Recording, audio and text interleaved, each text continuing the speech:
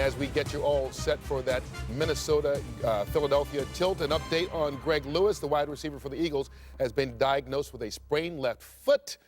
They're trying to figure out right now whether or not he'll be able to play. If you've had that a few times, you're out. I don't think he's going to play. I've had it. It's impossible. Especially on that turf. And you're a tough guy. On turf, too? I'm a tough guy. You've never been benched. I was on your tough guy team a few times. A number of times. You told me one year that I won the truck, and then you didn't give it to me at the end. But anyway. That's where the bitterness comes from after all these years. $1. You owe me $1. I'll give it to you. All right. Hey, you know what? We're only about 5 minutes away from kickoff of that game. For Frank Caliendo's character today, his time's running out, too. Here's a look at Frank's cold, hard picks presented by Coors Light. Congratulations to the Detroit Lions on a perfect season. That's right. Mission accomplished. My fellow Americans, looks like this is the end. That's right. The Cowboys choked again, didn't make the playoffs. Yeah, it's time to go back to Texas and regroup. Hey, that sounds familiar. Now, there were reports last week that Tom Brady asked his girlfriend, Giselle Volkswagen, to marry him. And I heard Jessica Simpson's giving up hope now, because it looks like Roma was never going to get a ring. All right, time for my pick. I'm going with the Eagles to beat the Vikings. Now, I know a lot of people are picking Philly to win, but Minnesota fans, don't let that bother you. You know the old saying, it ain't over till Kurt Menefee sings. Back to you. Oh, no. That's wrong. You know what, Scott Ackerson? That is wrong. Bill Richards, that is wrong. I want you folks at home to know the face of evil. It's Bill Richards and it's Scott Ackerson. It's nothing but jealousy. I'm the hottest, sexiest guy up here now, and everybody decides to take a shot at me.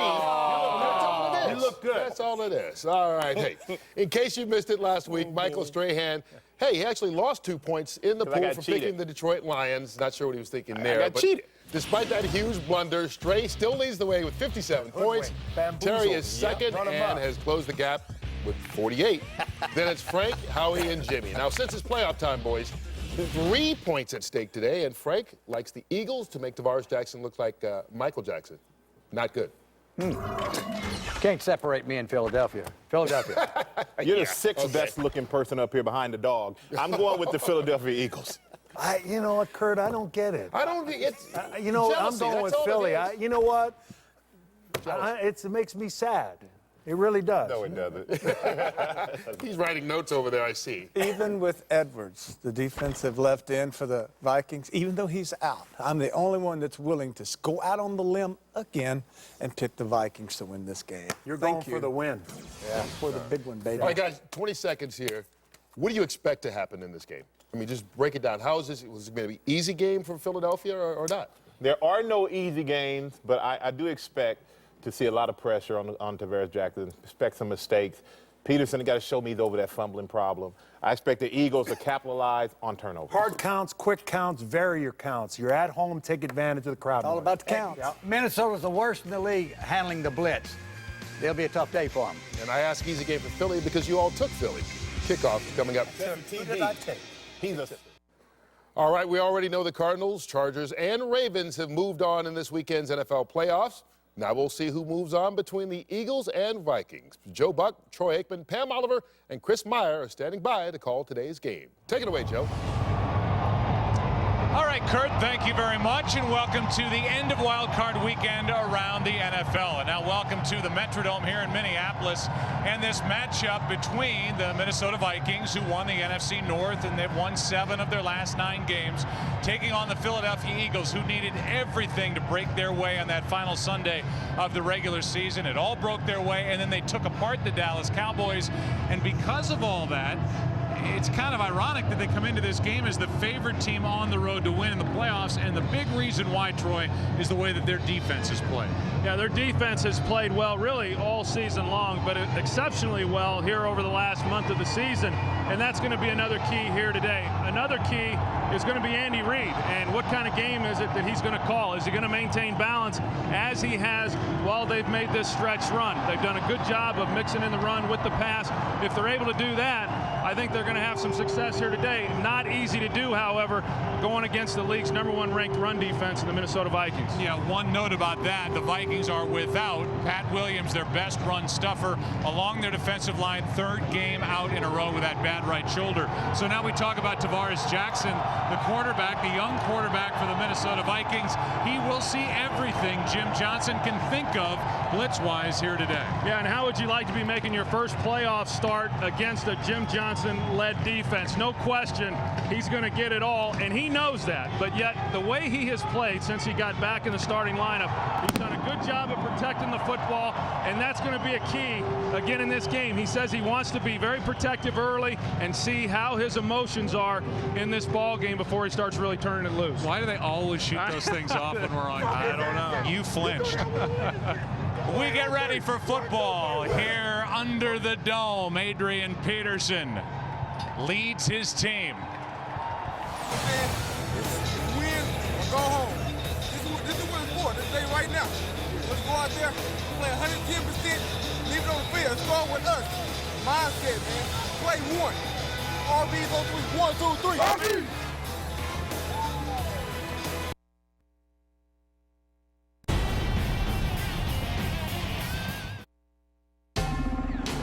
Fox Sports welcomes you to the following presentation of the National Football League.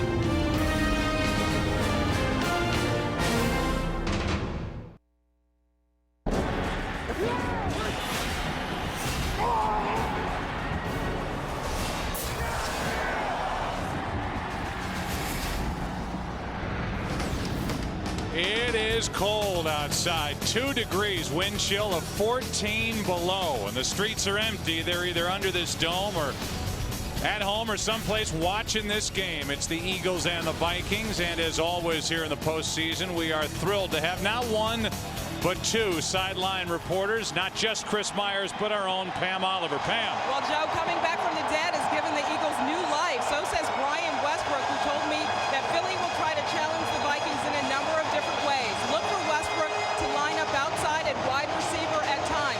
He also says the Eagles will try to run more screen plays than they have been.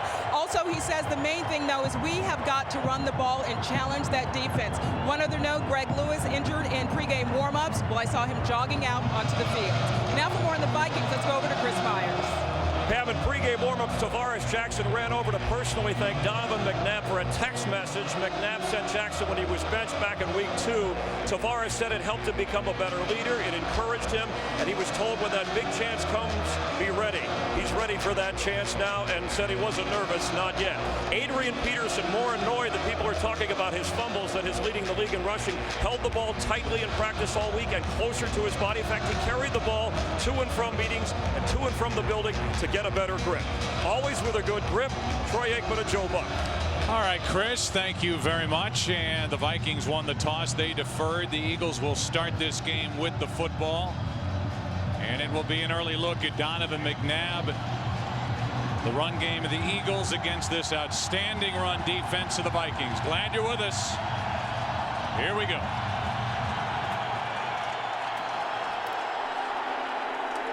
Quentin Demps, the rookie, on the return. Not much. Dragged down around the 11. A 13-yard return, and Eric Frampton downfield to make the play. So Philadelphia's offense will trot onto the field, the 9th-ranked offense in the NFL. 6th best passing attack, 22nd best rushing attack. And since the benching, which happened on the 23rd of November at Baltimore, Donovan McNabb and this offense with that hiccup in Washington, they have really played well. And we heard Pam's report on the text message that Donovan sent to Tavares Jackson after the benching and visiting with Donovan McNabb. He said, who would have guessed I'd be going through the same thing just a couple of months later.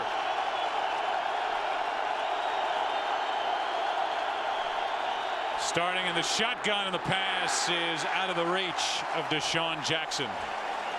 Jackson was open, and Donovan McNabb threw way too high, incomplete, 2nd and 10. Brian Robinson making the start because Ray Edwards, the normal starter, is down with an injury. Just comes untouched off the edge. You know, a lot of the quicker drops that the Eagles are going to employ, they're going to allow them to be blocked one-on-one on the outside, but that time Robinson had nobody blocking him. Handoff is to Westbrook, and he loses yardage. Ben Lieber made the play.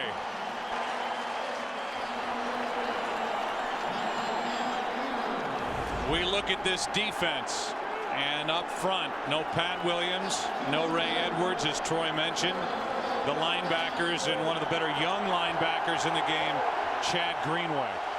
Chad Greenway and Ben Lieber both very active at the linebacking position. Both good cover guys, both good at blitzes. 3rd down and 12.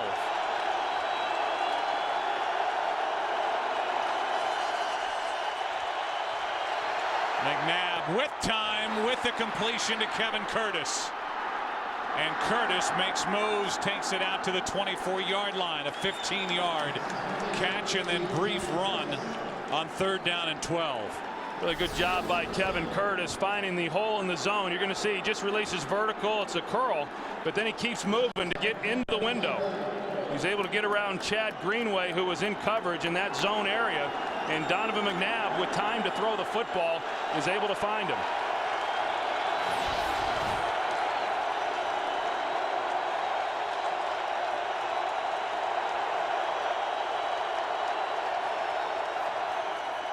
Handoff is to Westbrook. Greenway on the stop, a gain of 2. You know, it's going to be important for Philadelphia throughout this game to continue to try to run the football and hope that something breaks, but they can't give up on it too early. And as we all know, Andy Reid and offensive coordinator Marty Mornhinweg are inclined to do that. And trying to run the football against this Minnesota defense is a challenge, and it has been for every team that they face. The #1 run defense in the NFL for the 3rd consecutive year. Greg Lewis with a sprained ankle. He is in the game. It's 2nd and 8. McNabb down the middle for Greg Lewis, incomplete. And good coverage downfield. Darren Sharper was back there with the other safety, Madieu Williams. 3rd down and 8. You know, a lot of the questions coming into this ball game, if you're Philadelphia, is how are you going to block up front? How are you going to handle a guy like Jared Allen and Kevin Williams? Well, last week, the Eagles faced the Dallas Cowboys and the NFL's leader in sacks in DeMarcus Ware, and did a pretty good job against him. They're treating Jared Allen just as they did last week with DeMarcus Ware.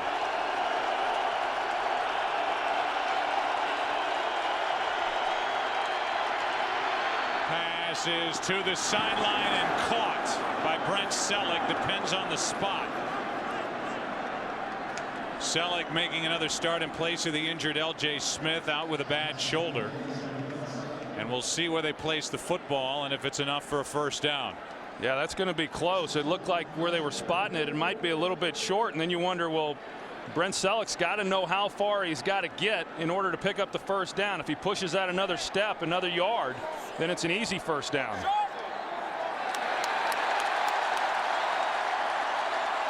It's 4th down, and it's the punt team onto the field for Andy Reid.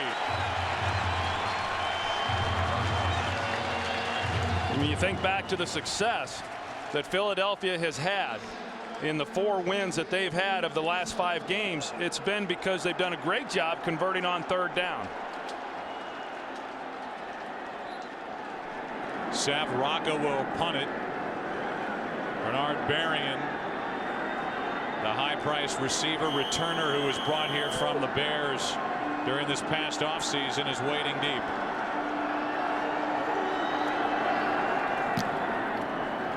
Good punt. Real good punt from back inside the 10. And only making it to the 10 is Bernard Berrien. A 58-yard punt by Sav Rocca. And the Minnesota offense will be on the field when we come back. Today's game on Fox is sponsored by Southwest Airlines. Low fares, no hidden fees.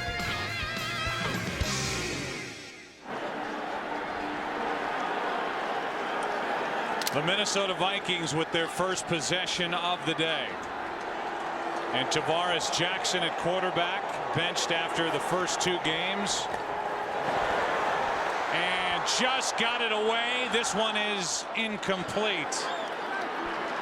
Ton of pressure by Stewart Bradley, and number 55 comes away jawing a little bit as he almost got there in time. Well, Stewart Bradley, the middle linebacker, yeah, and that's more of a run blitz than it is a pass blitz. I mean, they're coming up the middle thinking that, well, they're probably going to hand the ball off to Adrian Peterson, and he's able to beat his man and get a hit on Tavares Jackson. And this is not new to the Minnesota Vikings. Last week against the Giants, they saw a number of blitzes. Toss to Adrian Peterson running left, and he loses a yard. Chris Gokong there to make the stop.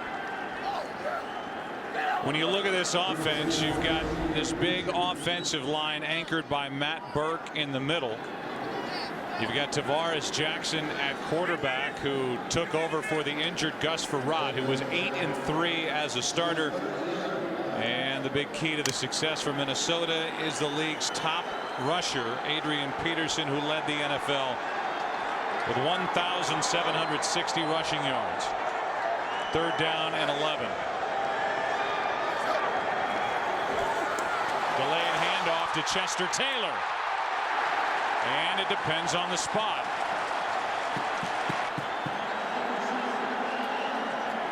Chris Clemens made the tackle.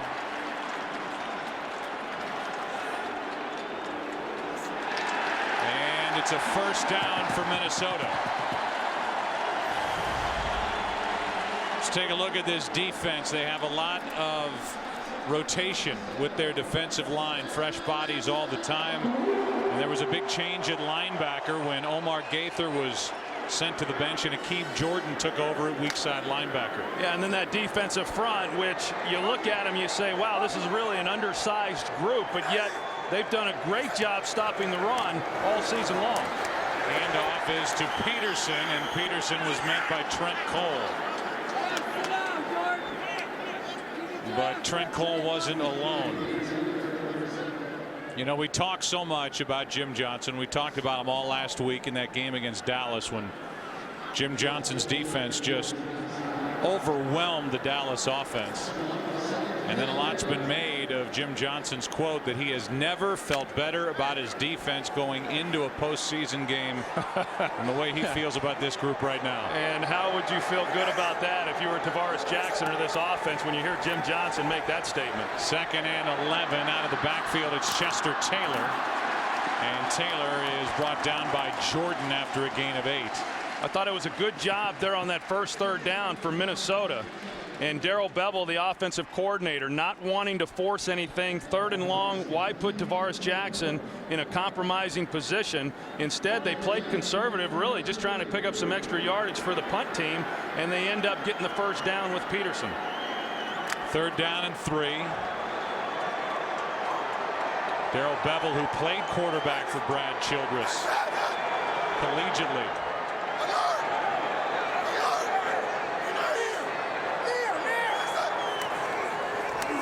Off to Taylor.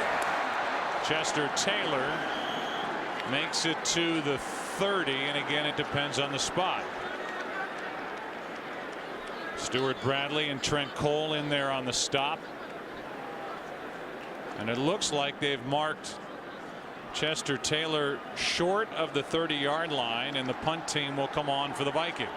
But I think that's a pretty good series, though, overall for Minnesota. I know Brad Childress, in talking with him, he kept stressing, as he had throughout the week, to Tavares Jackson, it's okay to punt. And you could tell, very conservative there in the play calling, and that's okay. You never know how a young quarterback's going to come in these type of conditions and circumstances and what's at stake in a playoff game, and let the game come to him. And that's what they've done.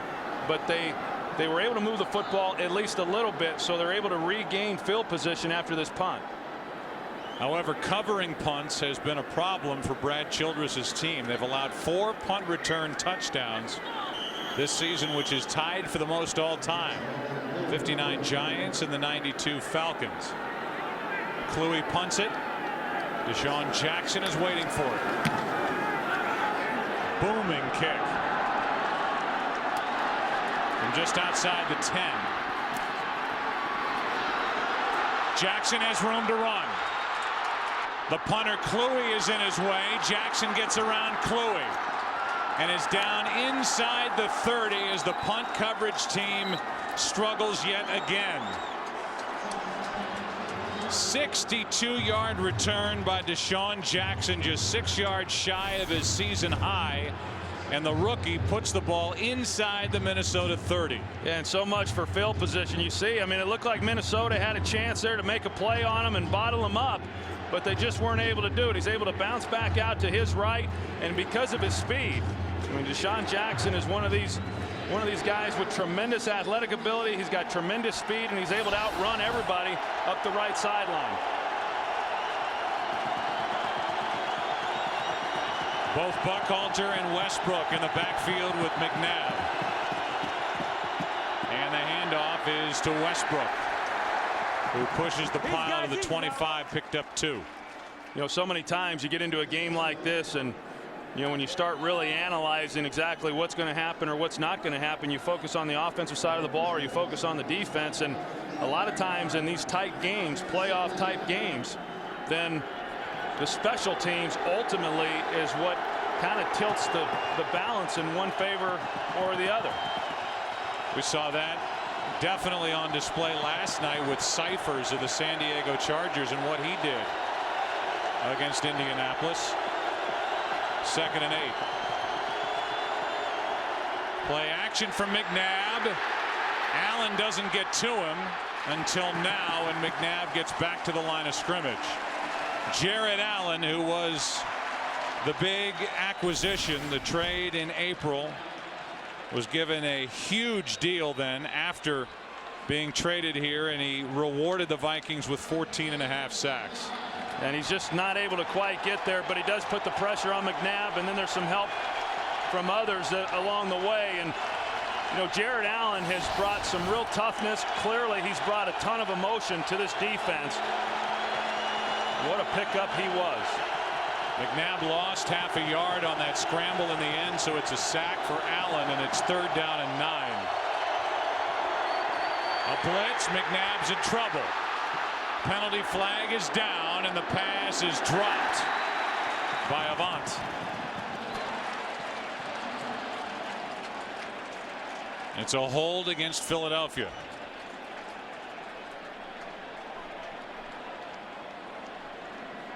Holding offense number 67. This penalty has been declined. Result of the play, 4th down. So the Vikings decline the penalty, and we'll have roughly a 44-yard field goal try coming from David Akers. That call against Jamal Jackson, Philadelphia center. I'll tell you, a lot of pressure off the edge as we saw in those last 2 plays, but you know, the real problem or the real concern for Philadelphia would be the pressure that they're then getting up inside and not really giving Donovan anywhere to step up. Officially a 43-yard try for David Akers, and Akers drills it. Those 3 points set up by the punt return by Deshaun Jackson. Minnesota defense, a nice job to hold Philly right there. 3-0, Eagles on top.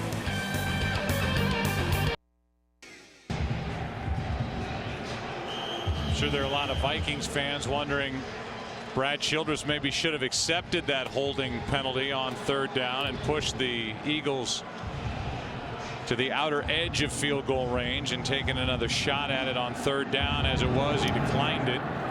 Akers hit from 43, and now Maurice Hicks, who had a good day returning kicks last week against the Giants, gets it out to the 22. Hard to believe that with the temperatures outside, anybody at any part of the Twin Cities needs a fan on this Sunday, but they do on the Eagles bench. 3-0 Philly. You put your foot down and it just goes. It's kind of saying, "Rrr." That Hemi did it. I love it. It's awesome. Yeah. That Hemi hits hard. Bam. Boom. Truck just kicked into gear. I completely forgot I was pulling a trailer. Eagles, amazing. It was a smooth ride. Fantastic. Go, go, go, go, go, go, go. That's how we roll. The fundamentals of the three economy are strong, my friends. What are you talking about? 3 sandwiches from Wendy's for under $1 each. We get quality, value, and choice. The fundamentals of a 3 economy. Any more fundamentals in that bag? Shh. Did you hear something? That was me. Can I have another? There was again. Introducing Wendy's 3-conomics, featuring the fresh, never-frozen double-stack cheeseburger, one of 3 way better 99-cent sandwiches at Wendy's. It's way better than fast food. It's Wendy's. Frequent heartburn used to ruin my evenings, so I tried Prilosec OTC. It works all day and all night, so now heartburn won't keep coming back. Try Prilosec OTC, the round-the-clock heartburn blocker. I can see things. You had a twin brother, but he died when you were both in the womb. This Friday, for him to be born, he's trying to use you to enter our world. She must die. The Unborn, rated PG-13. Today's game on Fox is sponsored by Wendy's 3-conomics, 3 way better sandwiches for 99 cents each at participating Wendy's. By the all-new Dodge Ram, never back down from a challenge. And by Universal Pictures' The Unborn, in theaters Friday. Second possession for Minnesota. First time they had it. Went 19 yards, picked up 1 first down. Peterson carried it twice. Each carry was for -1 yard. Starting at their own 22. And the handoff is to Adrian Peterson. And so far, he's not had much room to run. Picks up 3. They're going to whistle the ball dead. Peterson was down. And we look back on the Viking season review. The big money players brought in Jared Allen and Bernard Berrien. Tavares Jackson is benched after an 0-2 start. Then Gus Frerotte went to work. Part of his 8-3 winning record was that victory over Chicago. Won 5 of their last 6, and Adrian Peterson won the rushing title. And Adrian Peterson is now down on the field. The ball popped out. They ruled him down, and that there was no fumble, but they're checking on Adrian Peterson, who is the franchise here in Minnesota.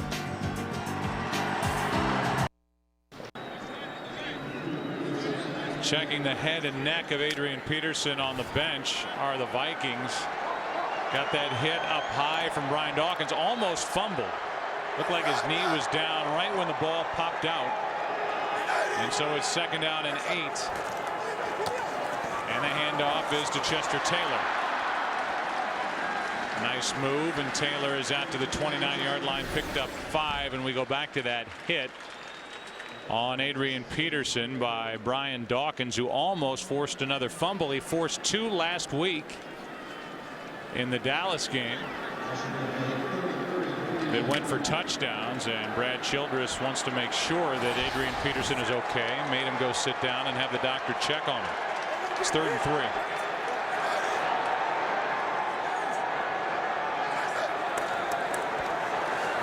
Jackson fires, and wide open is Bernard Berrien. Out to the 38, and another Minnesota first down.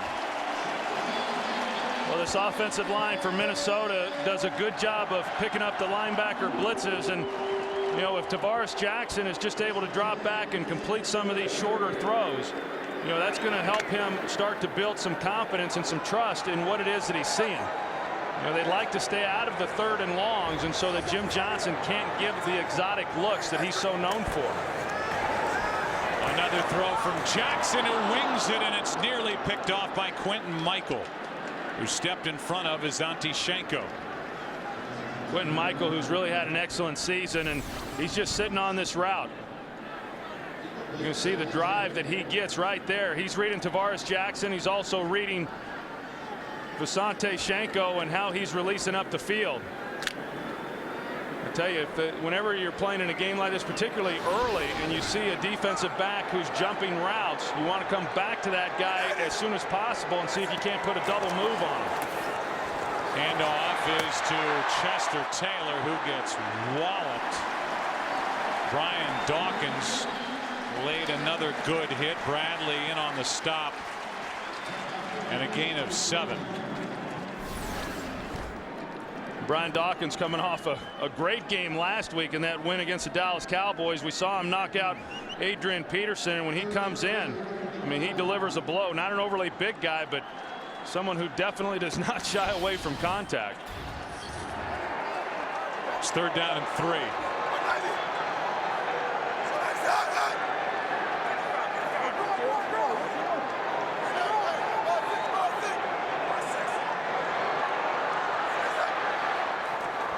Just got it away. Jackson throws and completes. Bobby Wade. 11 yards and a Viking first down. Let's go down to the field and Chris Myers. Joe, Adrian Peterson is coming back in. The trainer looked in his eyes and they checked him for a concussion. He had a smack to the head and said his neck was twisted, but he was complaining about a sore back. When the trainer came over, and even Brad Childress, he said, "I'm okay to go." He's back in. He's been dealing with a mildly sprained left ankle since the Arizona game in the middle of December. Here is Adrian Peterson. Picks up 2. 2nd down and 8 coming. The FedEx Bowl Bash continues tomorrow on Fox with the Tostitos Fiesta Bowl, and concludes on Thursday with the FedEx BCS National Championship game between Florida and Oklahoma. The FedEx Bowl Bash continues tomorrow only on Fox.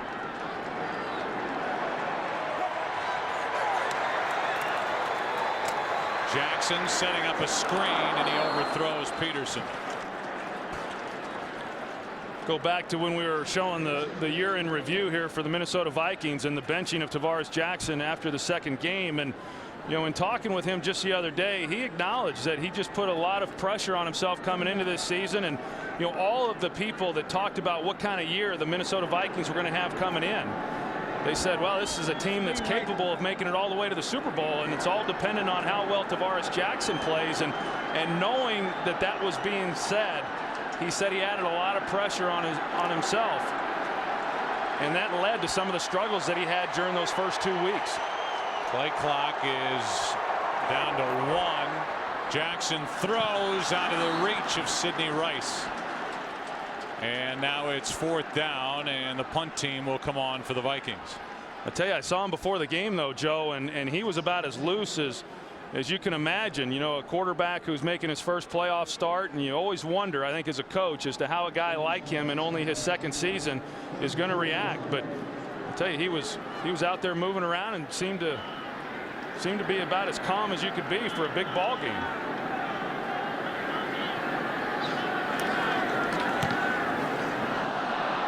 Kluwe hits it, and we'll see where they mark it. They're going to mark it at the 16-yard line. That's where the Eagles will start with it. Just a 26-yard punt. Philly has the football and a 3-point lead.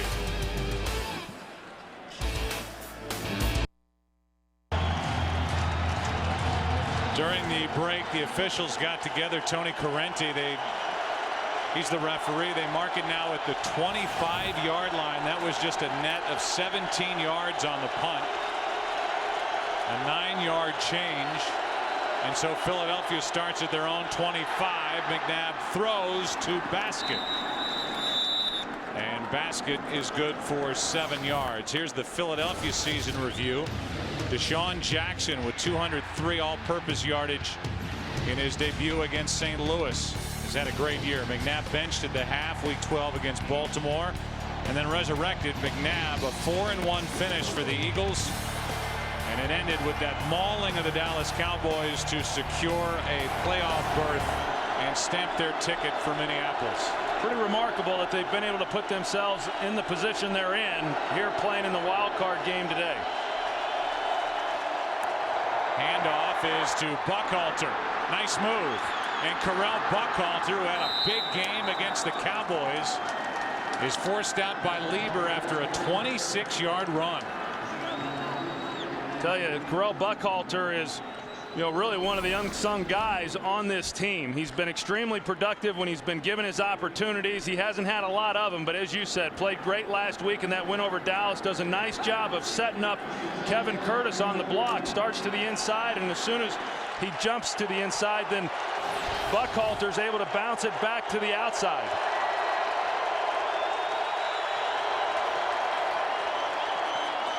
Handoff is to Buckhalter, and this time picks up a yard. Last two plays, Torrey, they've lined Westbrook up wide to the outside. That last one, he was in motion. It's almost like they're diverting attention. All eyes go to Westbrook, and they're willing then to hand it off to Correll Buckhalter. Yeah, I think a couple of things. One, Westbrook, regardless of where he lines up, is clearly a real threat. And then Buckhalter, because he has run the ball so effectively, put both those guys in the game, make them honor Westbrook as a wide receiver, but then give the ball to Buckhalter because of the success that he's had. Starts this one in the slot. On 2nd and 9, McNabb throws and completes Reggie Brown. Good for 8. Still short of a first down. So much has been made of the play selection, the play calling, and trying to keep defenses honest by sticking with the run. Pretty balanced here in the first quarter for the Eagles. Yeah, they're balanced with what they're doing.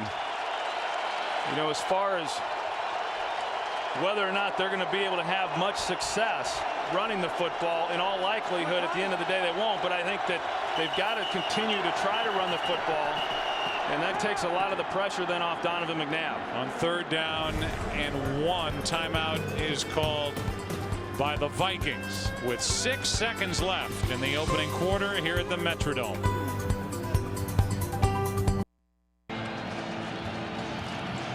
Ben Lieber, who's wearing the communication helmet and directing this defense, could not hear the call from the sideline. And so with that confusion, the Vikings on 3rd and 1 called timeout.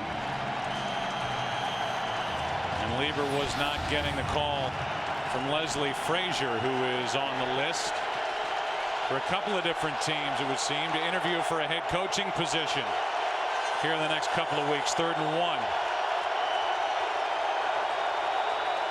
A blitz out of the backfield. It was Westbrook off his hand, incomplete.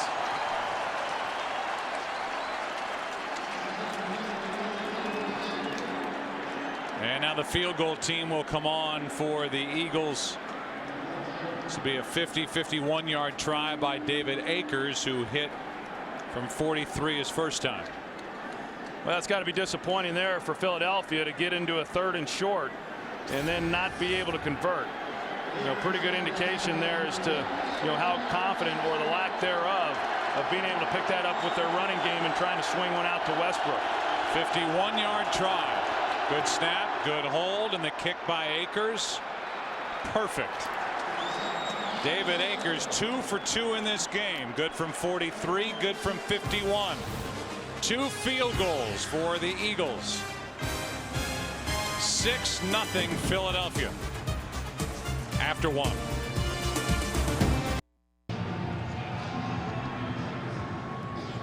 Philadelphia Eagles have been held to 2 field goals. Pretty good field position by that good Minnesota defense. And so a 6-0 game, and David Akers, who's coming off a record-setting year, drills it for Philadelphia with Maurice Hicks on the return. Hicks gets it across the 20 to the 22, and that's where Tavares Jackson and the Vikings will start with it. I'm Joe, that's Troy, and I would say it hasn't been overwhelmingly great, but so far pretty good for Tavares Jackson in this offense for Minnesota. Yeah, I think it's a lot of probably what we expected, or what Brad Childress expected. And I think you come into a game like this, and they've been somewhat protective of him over the last 3 weeks, but particularly in a game like this, you know, just kind of let him settle in. I would think now as they move through this second quarter and certainly into the second half that they'll open things up a little bit more for him. But a good job by that Minnesota defense holding it to 2 field goals. Vikings 3 of 5 on 3rd down, and Adrian Peterson, who hasn't done anything yet, no gain, but they're going to get 5 free yards against this Eagle defense. Philly was offside. Offside. Defense number 93.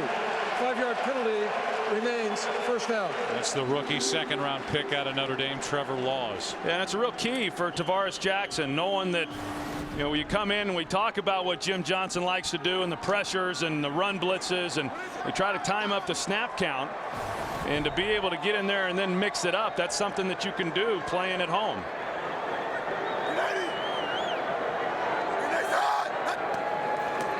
First down and 5. Jackson in trouble, just throws it away in the direction of Kleinsaucer. Jaquay Parker with pressure in the face of Tavares Jackson.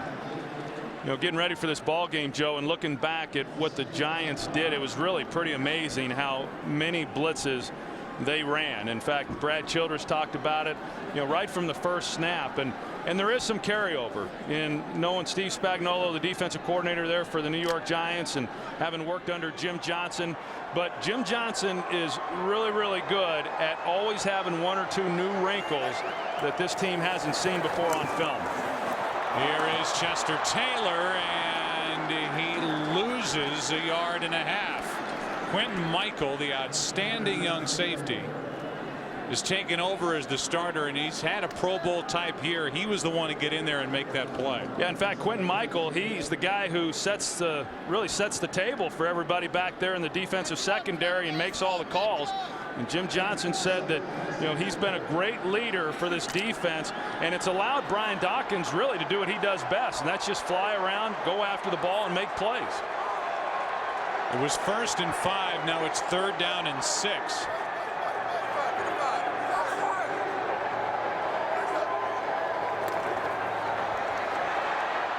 Jackson steps up and throws, completes to Rice. And another conversion on 3rd down for the Vikings. Now 4 for 6 on 3rd down is Minnesota. And this is why I don't think you can ever underestimate the importance of quarterback play in a playoff game.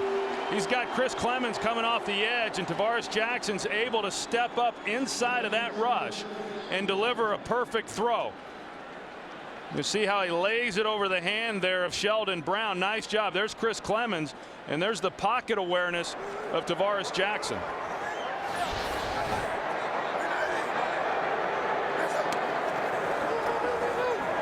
Jackson slings it. The pass is caught by Schenko. This is a Minnesota offense, Troy, that averaged 26, basically 26.5 points per game their last 11 games, which was the 5th highest total in the NFL. Tavares Jackson, a quarterback rating of 115.4 in December. That was the 3rd highest in the NFL. It's all kind of come together here offensively for Minnesota. Well, you can't argue with the way that he has played, and I think he's played a lot better than what he has gotten credit for. He's going to air it out downfield for Berrien, and this one incomplete. Dawkins was the closest one to it, and now it's 3rd and 3. You know, I thought it was interesting in talking with Jim Johnson about, you know, what the keys to this ball game were. You're going to see Bernard Berrien, and that's what the Vikings like to do. Once they get things going and then take the shot, nobody's caught more big balls this year than what Bernard Berrien has. But, you know, surprisingly, you'd think getting ready to stop this offense, you'd say, well, we got to shut down Adrian Peterson. Instead, Jim Johnson said, really the key for us is getting to Tavares Jackson. And then if we can do that, then secondly, we'll worry about Adrian Peterson. Jackson throws, and the pass is broken up by Sheldon Brown, and a penalty flag comes in. Andre Allison, the intended receiver, and a late flag was thrown for the coverage by Sheldon Brown. Pass interference, defense number 24. Automatic, 1st down. So now Minnesota gets a conversion on 3rd down because of penalty, and this one's on Sheldon Brown. Yeah, Sheldon Brown, he's sitting on the route, and you can see he gets him to look like with his left arm and then turned him. You know, pretty good ball placement there by Tavares Jackson. I think it was a good call. Toss to Adrian Peterson. Eventually dragged down by Bradley, a gain of 6. Peterson has been able to do some amazing things in 2 years in the NFL. Over 3,100 rushing yards in his first 2 years in the league, and he has the 4th best total after 2 years in the history of the NFL. The problem is, like Chris Myers was talking about before kickoff, the fumbles is really the only chink in his armor. He has fumbled 9 times this year, 5 times during the month of December. Peterson picks up 2. And that is a problem. I mean, I know that, as Chris Myers said, that Adrian Peterson isn't happy that he's had to talk more about that than he has the fact that he led the league in rushing this year. But there's not many coaches, I know, and having been in the league for quite a while myself, there's not many coaches in this league that will tolerate a running back that fumbles. Asante Samuel, who's been bothered by a bad hip, is down.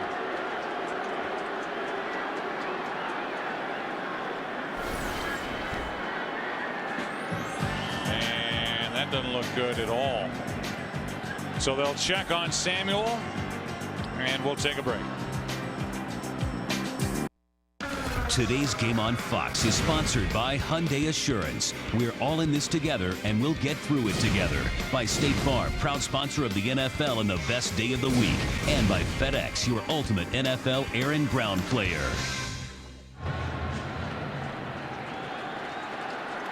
So the Eagles bench, they look at Asante Samuel.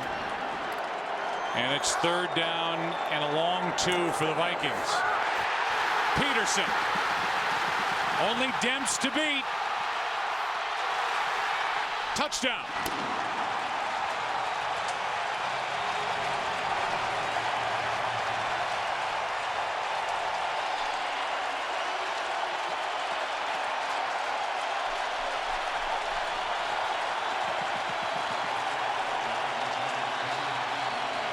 Well, Jim Johnson knew that Adrian Peterson was going to get some yards, but he did not want to give up the big play, and it didn't look like Adrian Peterson even got touched when he went through the line of scrimmage. And then once it's on the outside, it's a foot race, and there's just not many people, even with angles, that are going to be able to get to Adrian Peterson. And so Adrian Peterson, who had only 10 yards on his first 6 carries, goes 40 for the touchdown.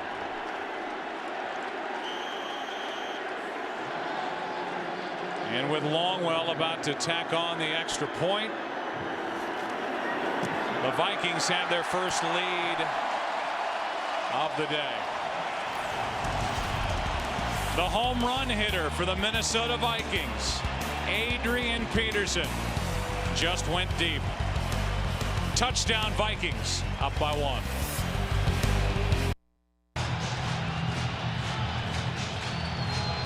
Seven to 6, the Vikings lead with 11:05 left in the half. Wild card weekend drawing to a close. Arizona, they were winners yesterday. San Diego last night. The Baltimore Ravens earlier today. Quentin Demps can't make it to the 30. Marked down at the 28. Benny Sapp on the tackle for the Vikings. So you look at this last drive by Minnesota, and here's a look at Adrian Peterson after that run, and Eric Bieniemy, the running back coach, having a conversation with him. And he's tough on Adrian too, especially, we were talking about some of the fumbles that Adrian has had. And I asked Tavares Jackson, do you ever say anything to Adrian Peterson, when he has that happen to him? And he said, no, Eric Bieniemy, he does that for everybody, that along with Adrian Peterson's father. Westbrook, nothing. Antoine Winfield. Of all the corners in the NFL, Antoine Winfield is right at the top of the list of guys who will stick their nose in there and make a tackle in the run game. And now Darren Sharper is slow to get up.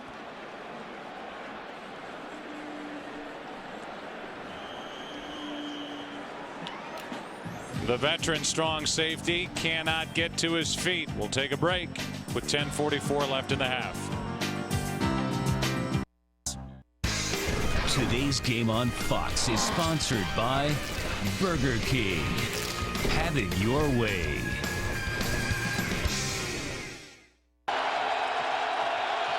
Darren Sharper was able to walk off the field. Tyrell Johnson, number 25, takes his spot. 2nd and 10. Pass pass is into the gut of Kevin Curtis, and what a beautiful throw from McNabb and a first down. Gain of 11. Yeah, perfect throw by Donovan McNabb, because it looked like anywhere else, and they're not able to make this completion. Griffin in pretty good coverage, and Curtis is able to go down low for it. You know, because of the coverage, anything high or behind him, then an arm's going to be able to knock that ball down. Nice completion there by the Eagles. The Eagles have 3 first downs. Kevin Curtis has 2 of them. Pass is broken up. Intended for Deshaun Jackson, and Winfield made the play. Hey, that was a little bit dangerous too. Winfield was right there in the area. It looked like he had a pretty good jump on that. You were talking about him a little bit earlier, Joe, and making the Pro Bowl and the first time, and you know how everybody else on his team celebrated that. You see him jumping the route there on Deshaun Jackson. But one of the really good players in this league for a long time, and one of the more complete defensive backs in the league. Someone who can cover and has big playability. And another timeout is taken by the Viking defense. They are left with 1 2nd and 10 when we come back.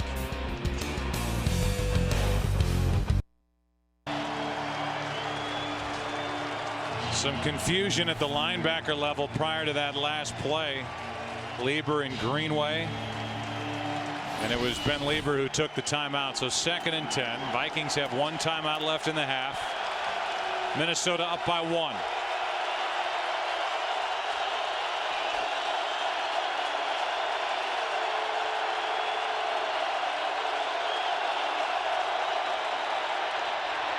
McNabb with all day. Finally throws and hits Avant. Catch is made, good for 5. 3rd down coming up. They're going to try to do a lot of different things to Jared Allen. They're on the outside with Jason Avant. You're going to see he's going to come down as well and get a little bit of a push there with Trey Thomas, and then along with Brent Selleck. I mean, basically 3 guys trying to slow him down as best they can, and then Avant continued across the field, and then he ultimately was the guy who caught the ball. Working on the ankle of Darren Sharper. It's 3rd down and 5 for the Eagles.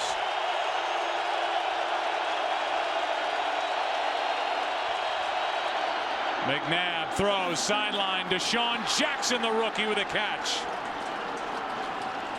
And for a guy who 2 weeks ago dropped a couple of heartbreakers for the Eagles at Washington in a 10-3 loss, he makes the catch. Perfect throw out of bounds at the 21.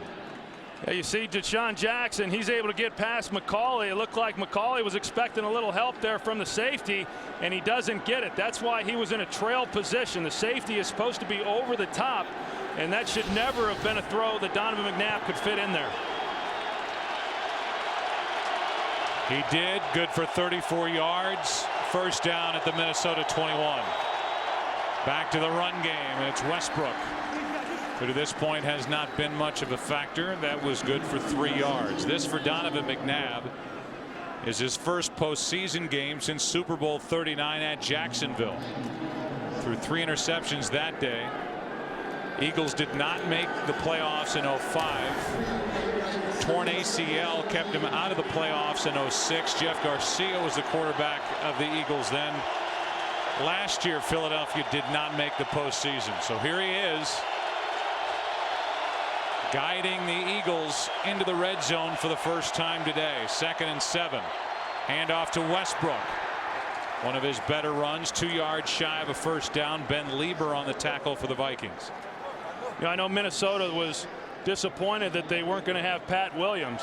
You know, they're in the middle. He missed the previous 2 games, the last 2 games of the regular season, and those were against Atlanta and the New York Giants. Against Atlanta, they did a pretty good job in shutting down the run. They struggled a little bit last week against the Giants. Right now, so the Eagles have had a little bit of success when they've run the ball. That last one, you know, they're inside where normally it's manned by Pat Williams. 3rd down and 2. A blitz. McNabb guns it, and the pass is incomplete. Kevin Curtis, the intended receiver, and back onto the field comes the field goal unit for the Eagles. Well, Kevin Curtis on the outside working against Griffin, and slips, but I'm not so sure there was enough there anyway. Good play by Cedric Griffin, knowing that he had the end zone, the end line to protect him, and was able to position himself pretty well. And right now, this has been the difference, that the Eagles have had to settle for field goals when they've gotten down here and have been unable to have much success on third downs. 31-yard try, and Philadelphia back on top. And not only is Akers 3 for 3, but he's had plenty of leg every time, and he's been right down the middle with all 3 tries. Next weekend, it's the divisional round of the playoffs across the NFL.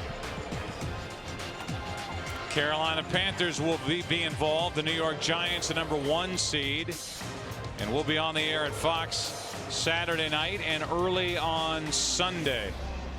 And for the Arizona Cardinals, a win at home over the Atlanta Falcons. Kurt Warner, 271 yards, 2 touchdowns, an interception, and they dusted off Edgerrin James and let him do the job at running back, and he really paid off for the Cardinals. And Larry Fitzgerald's 6 catches in a 100-yard day. I think the Cardinals were finally able to put together an offensive game plan that Ken Wisenhunt has been hoping for now for the past couple of seasons. They came out in that game and they got Edgerrin James going early. It opened up some plays within the passing game. Good game there by Kurt Warner. Excellent game by Larry Fitzgerald. And I thought Todd Haley, their offensive coordinator, did a nice job mixing things up. If the Eagles win this game, they will be at the Giants. If the Vikings win this game, they will be at Carolina.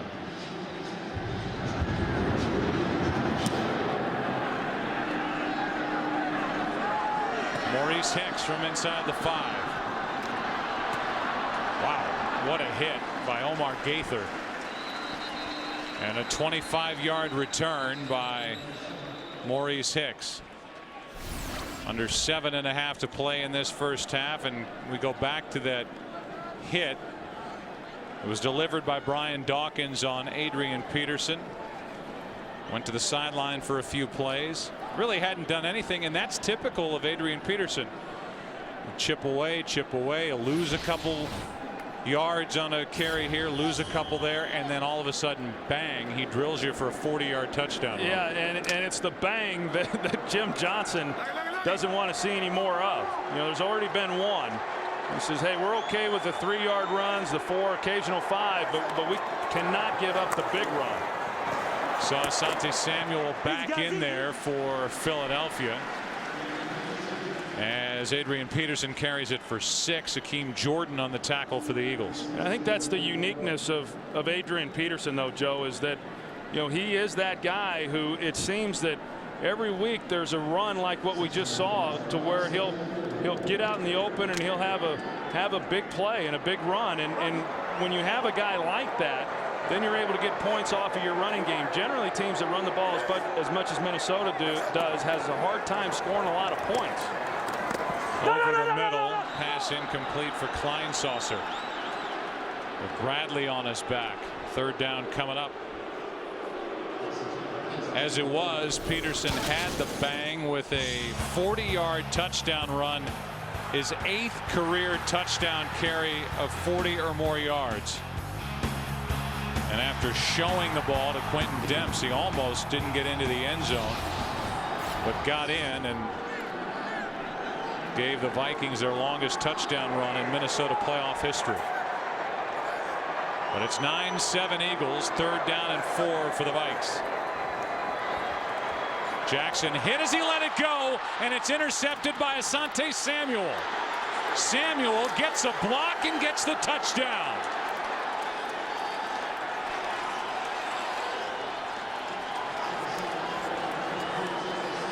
The pass was intended for Sidney Rice. Tavares Jackson was hit as he let the ball go. And Asante Samuel, a Pro Bowler, the big free agent addition who had 4 picks during the regular season, stepped in front for the pick 6. Yeah, they get pressure in his face, and then he's trying to throw the out route, and Asante Samuel's cluing him the entire time and just jumps it. One, it's a ball that was thrown behind him, probably because of the pressure, and Chris Clemens just upends Tavares Jackson on the other end. Play, unsportsmanlike conduct against Philadelphia for excessive demonstration after the touchdown. This 15-yard penalty will be assessed on the kickoff. That for Asante Samuel is his 8th career interception for a touchdown. 4th during the postseason. We saw the hit there on Tavares Jackson. It looked like he left his feet, which is the last thing you want to do, and had a pretty good fall there on his back. Akers hits the extra point, and in a blink it's 16-7. And that's really, Troy, what we came on the air talking about. Tavares Jackson, what he was told by his head coach Brad Childress during the week. Don't force it. There's now Jamal Jackson limps off the field, but don't force it. These guys are going to throw everything at you. It's okay to punt. Well, he forced it a little bit here, and Asante Samuel was waiting for it. Yeah, and you see that the ball was thrown behind him by a lot. I mean, that was a big miss, and yeah, he had some pressure, but I think it was just more a result of a poor throw. And as we saw, Asante Samuel, he's got his back to the sideline and he's cluing the quarterback. And so as soon as he sees Tavares Jackson set up to deliver the football, he's now jumping it. And right now, I think if you're Minnesota, we've seen now Philadelphia jump a few of these routes, and they've got to run some double moves. They got to get these defensive backs off of these receivers. Now, Sidney Rice is not a guy with great speed. Asante Samuel probably has looked at this and knows, so he wasn't threatened as he would be by a guy like Bernard Berrien. Before the game, talking to his head coach about his hip, then we saw Asante Samuel go down, and the word was that he re-aggravated the hip injury, came back in, and he was good enough to get the interception and turn it into a quick touchdown. And that's why he was brought in. You know, I mean, you think back to last year, the one thing that the Eagles were unable to do is really create takeaways, and Asante Samuel was brought in because of his playmaking ability and just had a big one. Having a kickoff from the 15 after the penalty. Here is Hicks, and he gets to the 35.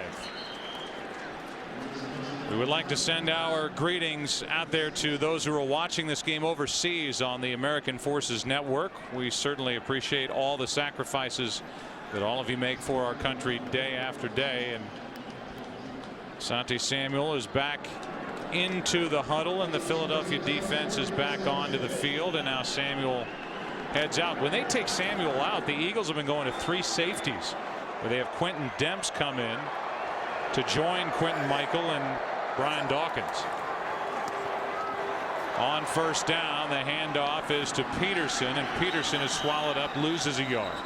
And the reason that they did on that last defensive play is because Minnesota then went to 2 tight ends and 1 wide receiver. So you're able to, that's what Jim Johnson does. At one time, he would put Sheldon Brown in as the safety and still stick with 3 defensive backs. But, you know, now because they've gotten such good play, you know, from their safeties, they'll take a corner out. And when they take Asante Samuel out, that gives you a great idea as to what Jim Johnson thinks of these safeties. Second down and 11. The handoff is to Peterson. Ran into a wall of bodies and then bounces it outside. Picks up 5. Third down coming up. Bunkley on the tackle for Philadelphia. You know, Minnesota through this first half has been really good on third down. And, you know, the interception for a touchdown that we just saw, you think back to last week with the interception into the end zone against the Giants. And now you say, okay, well, how's Tavares Jackson going to react to that? I thought in the possession that they had when they went down and scored the touchdown, it seemed that he was really settling in and making some good decisions and making some good throws. And now he's going to have to find that comfort zone again off of a very bad play. On third down, the pass is caught by Berrien. Gets away from Sheldon Brown, and he's got a first down for the Vikings at the Philadelphia 31. A laser throw from Tavares Jackson, good for 27 yards. And good coverage by Sheldon Brown. You're going to see that Bernard Berrien just wrestles him for this ball, and a ball that was put on him, and a good catch by Bernard Berrien. You know, I said it before, but you know, so many times when you think of Bernard Berrien and his big play ability, it takes away from really what he is about as a receiver. He's a very good route runner, and as we saw, a nice job competing for the football. Handoff is to Peterson, and Peterson gets back to the line of scrimmage. First guy there was Quentin Michael. You know, pretty remarkable right now in the success that Minnesota has had, you know, on third downs. And one of the reasons why Philadelphia has been so good and has been as dominant as they have been on both sides of the ball has been because their defense has stopped people on third down and their offense has converted. But neither side has been good today. 6 for 9 on third downs are the Vikings. Philadelphia defensively on third down is allowing 32% conversions, which was the second best mark in the NFL, as Bobby Wade makes the catch, and Wade has enough for a Minnesota first down. Well, I like what I'm seeing right now from Tavares Jackson. I mean, he's very poised, obviously upset about the interception, but he comes right back on this series and has made some very nice throw. Bobby Wade doing a good job of finding the zone there, and Tavares Jackson putting the ball on him. This is a nice possession right now for Minnesota. Handoff is to Chester Taylor. Taylor picks up 8. Stuart Bradley on the tackle, and the Vikings are answering the defensive touchdown turned in by Asante Samuel. And I think Minnesota is very fortunate to have a guy like Chester Taylor, you know, to come in and spell Adrian Peterson from time to time. A guy who a couple of years ago had 1,200 yards rushing, could really start for a lot of teams around the league. But he's been a team player. Disappointed that he hasn't gotten more carries this year, but a great asset for them, especially on third downs. 2nd down and 2. Handoff is to Taylor. Sets up 1st and goal at the 6.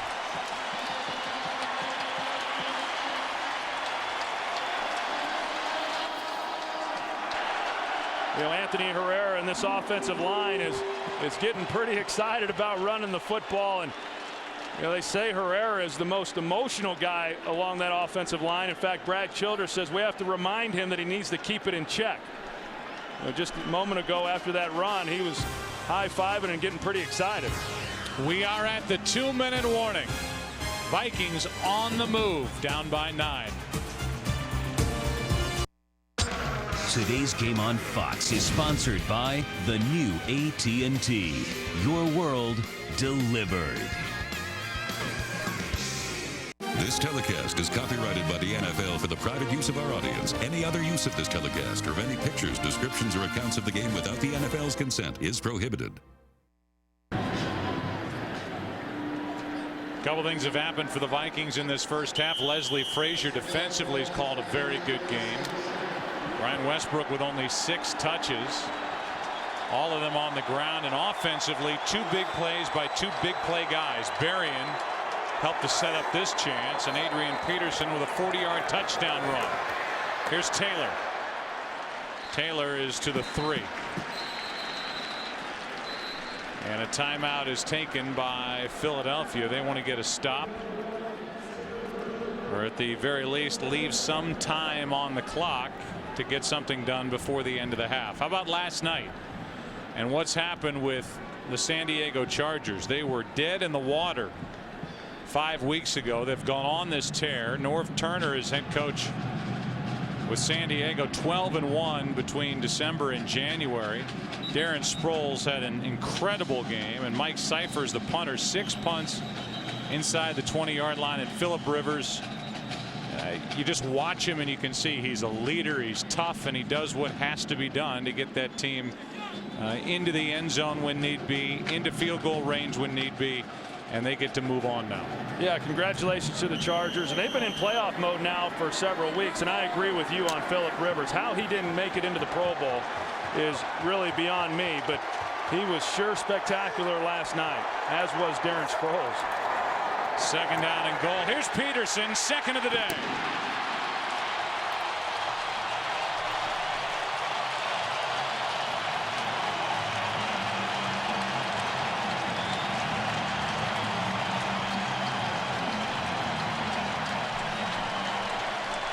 What an impressive drive put together by the Vikings after the interception for the touchdown. Down the field, into the end zone. plays, 64 yards, and 4:43 off the clock. And down by 2.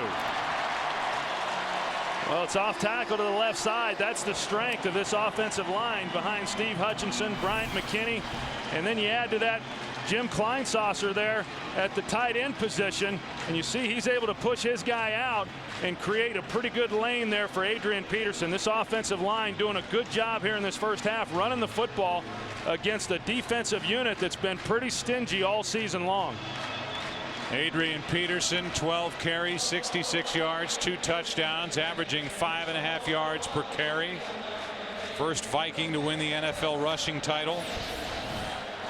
Outrushed single-handedly the entire Philadelphia Eagles team. You see that bottom note, that's their other big play guy, burying the 27-yard catch to help set it up. Now the Eagles, with 2 timeouts left, will have a chance to get the ball down the field and make something happen on offense. Saw Andy Reid in his 10th year with the Eagles, 7th time he's been in the playoffs. Andy Reid has never lost a playoff opener, 6 for 6. 5 divisional titles, had the streak of 4 straight championships. Frampton made that last tackle. Tavares Jackson threw the interception. Asante Samuel took it back for the touchdown, but then Troy, this has to make Brad Childress feel good. Tavares Jackson turned right around and led his team down the field and into the end zone. And that's what you want to see from your young quarterback when something goes bad. How does he respond to adversity? How does he come back, get in that huddle, look at the other 10 guys, knowing that he was the one who made the poor throw that led to the touchdown for Philadelphia? How does he respond? Well, he responded awfully well. Last 3 Eagle possessions have ended in David Aker field goals. And here's Avant with a catch and room to run. Picks up 13. We go down to the field, and Chris Myers. Joe McNabb may be taking advantage of no Darren Sharper. The veteran safety had injured his ankle, tried to come back in for a play, and then came back. They wrapped his ankle, put on a different shoe in great pain. He limped to the locker room. I'm about as much a doctor as Dr. Phil, but I would say he's questionable for the rest of the game considering the pain he's in. Active leader in career interceptions, not in the lineup for the Vikings. First down Philly. 1:40 left. And the running game, at least when it's been in the hands of Brian Westbrook, hasn't done much. Buckhalter with a couple of good runs. Westbrook no gain, and a timeout taken by the Eagles. Their second timeout with 1:34 left. Coming up on the Visa halftime report, Kurt, Terry, Howie, Michael, and Jimmy will have highlights from this wild card weekend. And the Fox Sports ticker will keep you updated with up to the second stats. David Akers, just so you know, during the pregame warmups was hitting from 60 yards, which means that if you want to talk about a 60-yarder, that means getting the ball to the Minnesota 42. Well, he's got plenty of leg. I mean, there's no doubt about that. I know that the Eagles, with the amount of time that there is on the clock, they're hoping for more than that, but they'd certainly be happy if they're able to get 3 more before the half.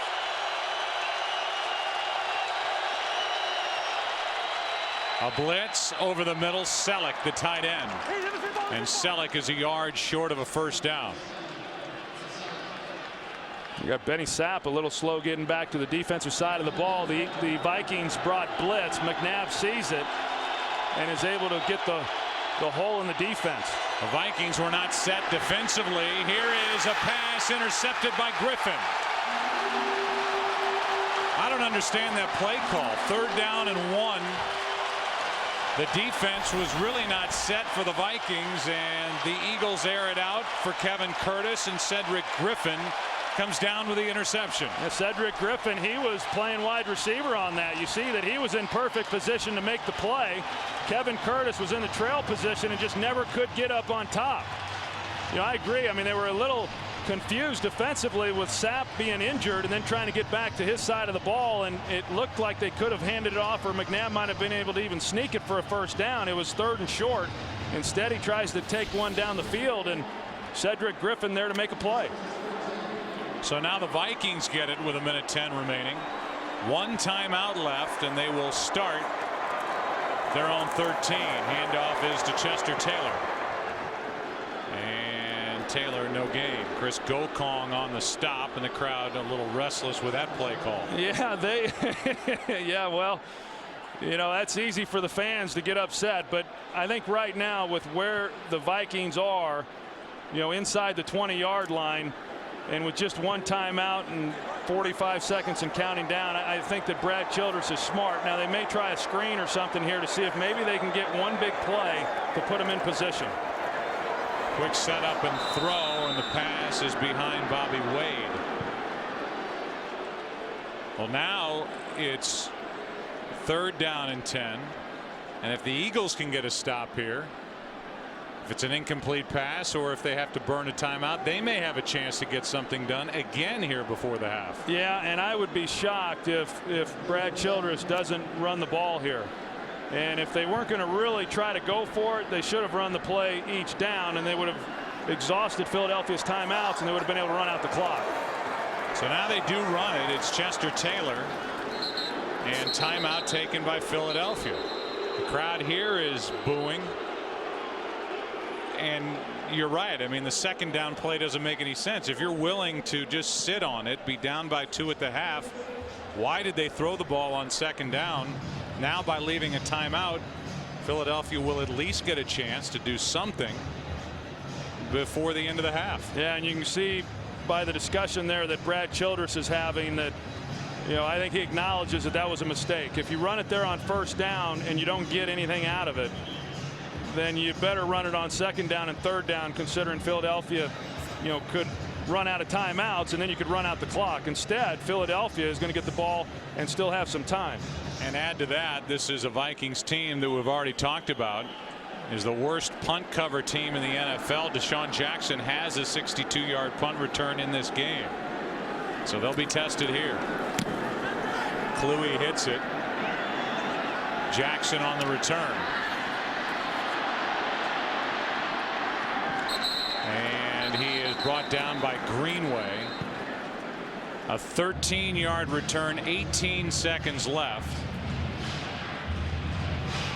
And if you believe pregame warmups, and a 60-yard field goal hit by David Akers, the Eagles have to go 16 yards with no timeouts left to give Akers a chance at just that yardage. Yeah, and generally defenses in this situation, they're so inclined to try to keep the receiver in bounds that then the weakness of the defense in the zones becomes in the seams in the middle of the field.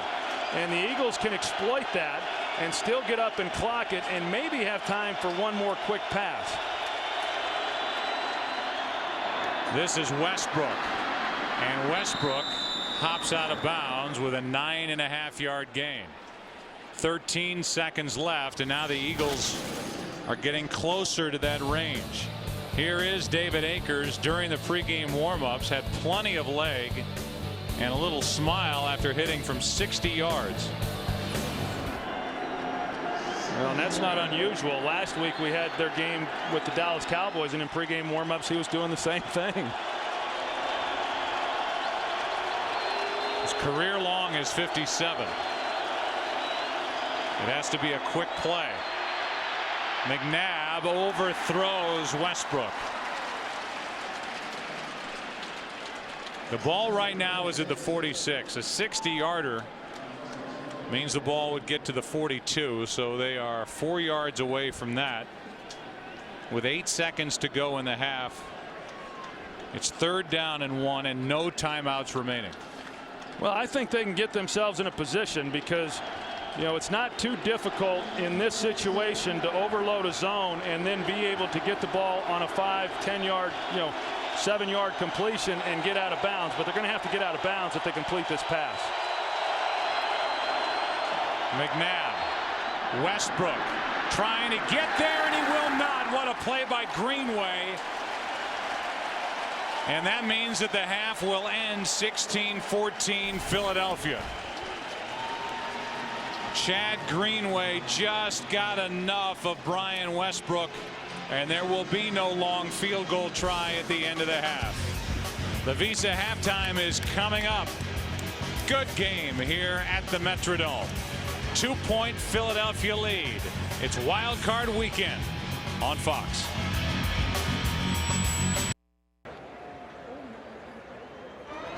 The Visa Halftime Report, sponsored by Visa. No matter how you prepare for game day, Visa is the way to go. And a good one going on at the Metrodome. Tavares Jackson picked off by Asante Samuel. He takes it back 44 yards for the only touchdown the Eagles have so far, but it's good enough to give them a 2-point lead at halftime. Welcome to the Visa Halftime Report. Kurt Menefee along with Terry, Howie, Michael, and Jimmy. And Jimmy, taking a look here at the first half, the Eagles, as you said in the pregame show, coming with a lot of blitzes, but with mixed success. Well, Kurt, when you look at blitzes, Jim Johnson has the pass blitzes where you can take your pass rushers and you can overload one side or the other. Yeah, and that's a very effective against the passing game. But against a running game, you have your run blitzes where every gap is accounted for. Now, if you miss the tackle, in your particular gap, like Chris Kokong does, well, then it's Peterson into the secondary, and that makes it really difficult for the defensive backs to get Peterson on the ground. One other effect of a blitz is this. Even though it may not be effective in making the stop, what it does, it affects the quarterback mentally. If you notice, Tavares Jackson looks to the left, checking on the blitz, making sure he's protected, but at the same time throwing an out route at 10 yards. That is a timing route. If you look left and then throw right without knowing where your corner is, you will get an interception. That's the effect of a blitz. Even though it didn't get to him, it affected him mentally. He checked it and came to the out route way too late. You cannot do that. And a note to quarterback, if you throw an interception let him go. And you're inside the 5-yard line and he has a blocker, leave him alone. Don't get body slammed like that. You have a reputation. But, he did a great job of getting up, coming back out, leading him down the field for another touchdown score. And the best move on the first touchdown by Adrian Peterson was the referee. He didn't tackle him like some referees have done lately. He actually gave him a nice swim move. Yeah, the best thing that happened to Tavares Jackson was seeing Spagnuolo's defense last week versus the Giants. Gave him kind of a glimpse of what they were going to do this week. And for Adrian Peterson, for this defense for Philadelphia, you look at last week, you take away the 67-yard run. Jimmy talked about run blitzes. If you break that first level and you're Adrian Peterson, he's gone. He averaged 1.8 yards a carry if you take away that 67-yard run last week. Kind of a mirror image of where he was last week. Now, earlier today in the AFC, it was good doings for the team in purple against the team in aqua. You got it. Ravens 11-5 visiting Miami, also at 11-5. Chad Pennington, 1 of 4 interceptions on the day. 2 by this young man, Ed Reed. Ed, take it to the house. All right, Jimmy, here we go. To the left, back to the right, picked up a convoy of blockers. That means a bunch of people, Michael. Down the sideline, touchdown, 10-3 Ravens on top of Miami. Second half. Flacco, one of the things we've seen this year is the poise of young quarterback Matt Ryan of Atlanta, Joe Flacco of the Raiders. That is a quarterback draw, touchdown, 27-9. Ravens next week. Where do they go? They go to Tennessee to face the Titans, and what a game it was for this Ravens defense. They have 5 turnovers against the Dolphin offense that had 13 all season long.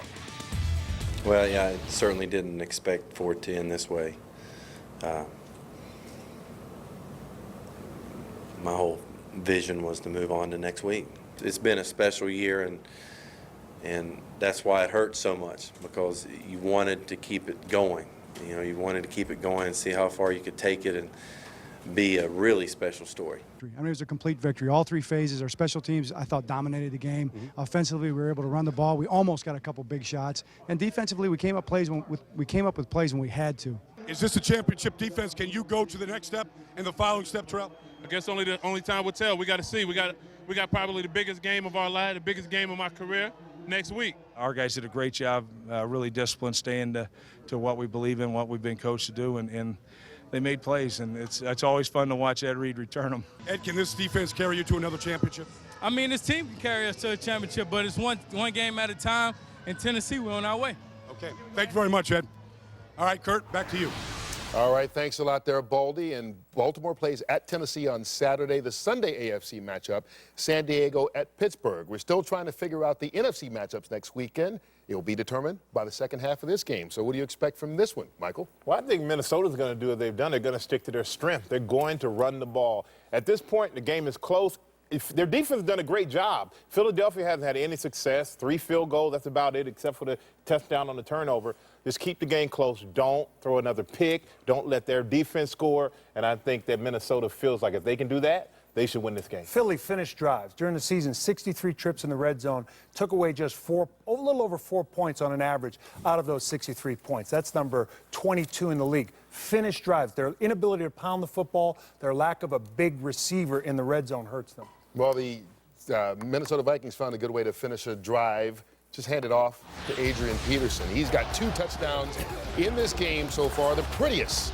This 40-yarder, and they're right there in it. It's 16-14 at halftime. Second half comes your way right after this on the Visa Halftime. Visa. No matter how you prepare for game day, Visa is the way to go.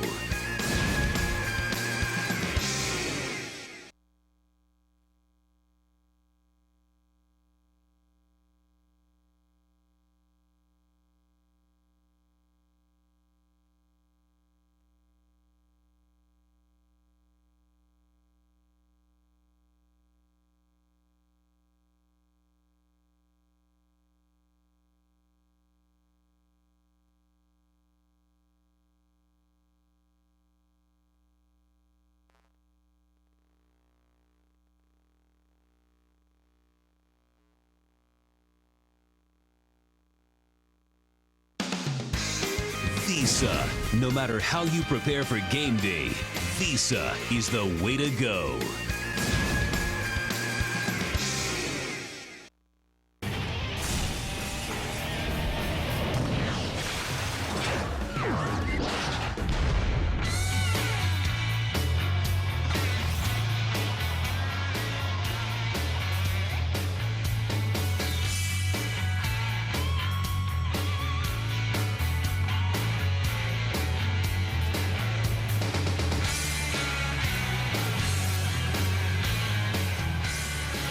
The Minnesota Vikings will start this second half with the football. And Adrian Peterson is getting set to go. David Akers will kick it away. And Maurice Hicks is waiting deep for Minnesota. We know the matchups in the AFC next weekend. Baltimore at Tennessee, San Diego at Pittsburgh. If the Vikings win this game, they will be at Carolina. If the Eagles win this game, they will be at a longtime divisional rival, New York Giants.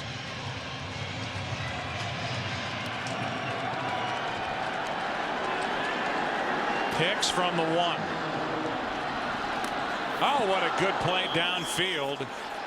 And that play was made by Kyle Eckel, a 14-yard return, and we go down to the field and Pam Oliver. Well, Joe, Andy Reid very specific about what he wants done in the second half. He said, first of all, our offense has to sustain some of its drives, and it says red zone-wise, we've got to come away with touchdowns. Defensively, he also said that third down conversion issues that they're having against the Vikings, that's got to improve it. As a matter of fact, he said we need to improve on every down. Asante Samuel, he went in early for some treatment. He is good to go, but it's bound to be an issue for him all day.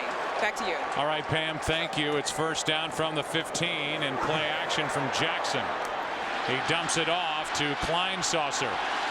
And a nice play to start this second half of 16 yards for the Vikings down to Chris Myers. Joe, that's exactly what Brad Childress said he wanted to do at the half. He wanted to move the pocket a lot more for Tavares Jackson because even though they did okay on third down, he wants better yardage on first down. Even Tavares running the ball wouldn't be a bad thing.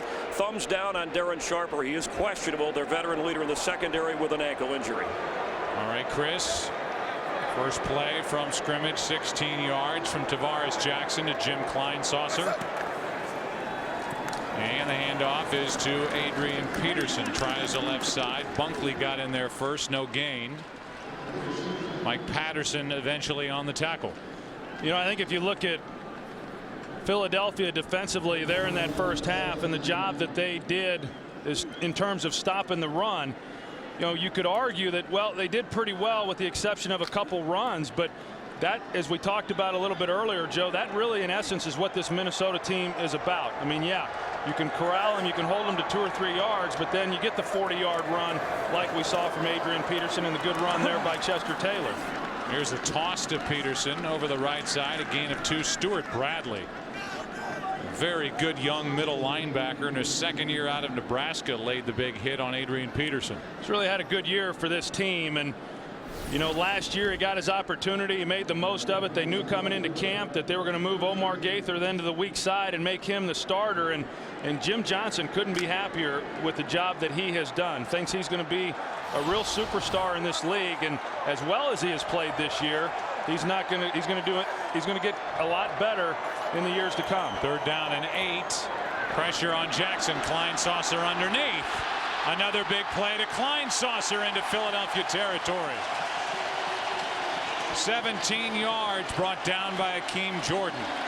I'll tell you, Darrell Bevel, the offensive coordinator for the Vikings, really doing a good job of mixing it up. We heard Brad Childress say that he wanted to move the pocket a little bit. They've done that. Now they come back with a screen pass. They get it to Klein-Saucer. They mix in some of the runs here on this first possession of the second half. Pretty good stuff. Right now, Philadelphia defensively not real sure exactly what they're going to get. Minnesota now 7 of 11 on 3rd downs. Here's Chester Taylor, and he gets ripped down. A penalty flag on the far side of the field, and it's against Philadelphia.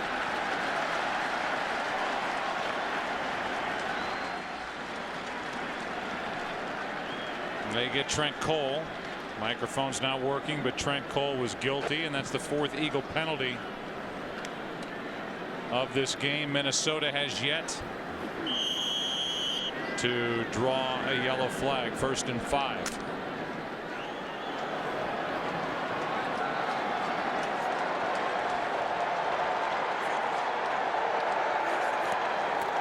A blitz. Peterson. And a good play by Mike Patterson.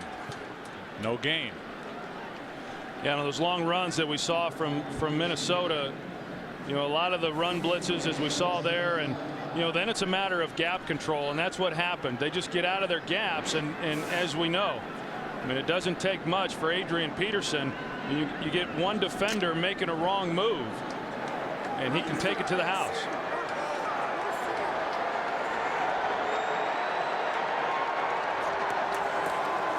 Second down and 5. Chester Taylor nowhere to go. A loss of about half a yard on the play, so now 3rd down.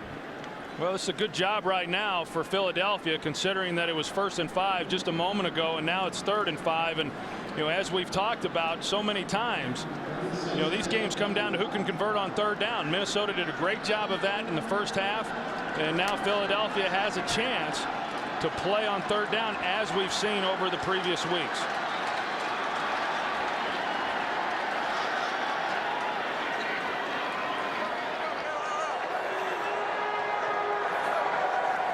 Coming on a blitz, and the ball is knocked out. Tavares Jackson able to get back on top of it. Brian Dawkins coming on a blitz, got his hand in there and knocked it out of the right hand of Tavares Jackson. A loss of 12 on the play, and it's 4th down. It's amazing how many times we see this from Brian Dawkins when he comes in on the blitz.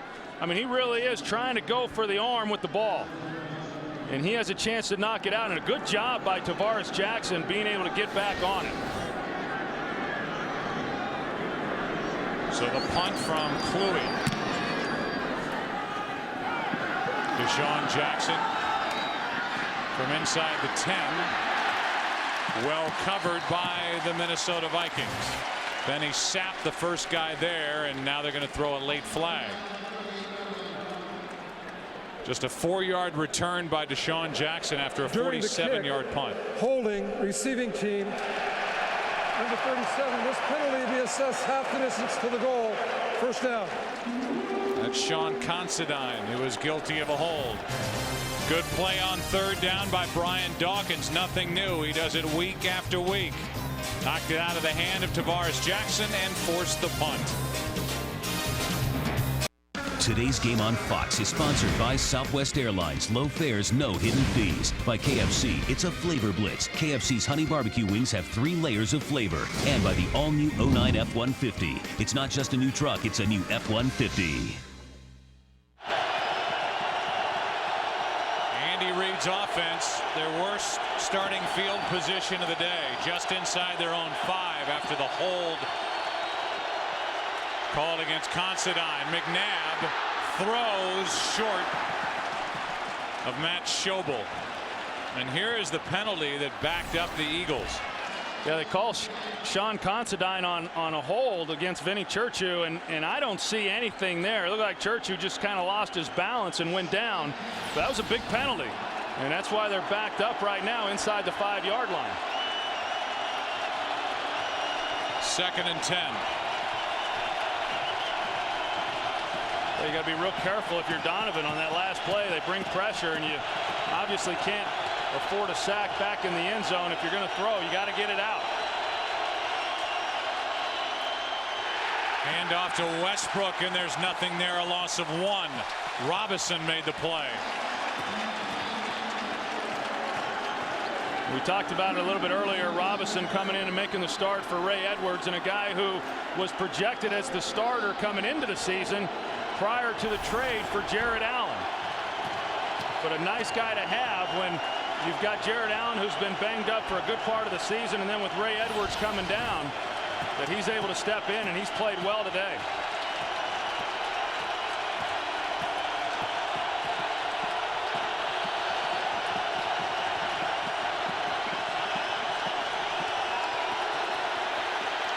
McNabb with time throws and completes for a first down to Avant. What a big completion by Donovan McNabb. 11 yards and a first down. Well, Jared Allen, he's here, and he's going to loop around here, and you're going to see it gets bottled up. You've got the linebackers, Ben Lever, and everybody else. The line does a good job of just solidifying the protection, and what a big first down.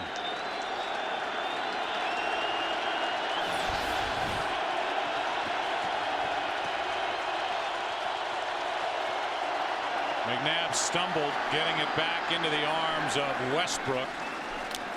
Picks up 2. Tyrell Johnson, who has taken over for Darren Sharper, in to make the stop. Well, this interior group for Minnesota has been pretty solid. You know, we know that Pat Williams is not playing, but Fred Evans has gotten his opportunity to come in, and he's held up well. Correll Buckhalter had a nice run, but other than that one run that Buckhalter has had, they've struggled running the football.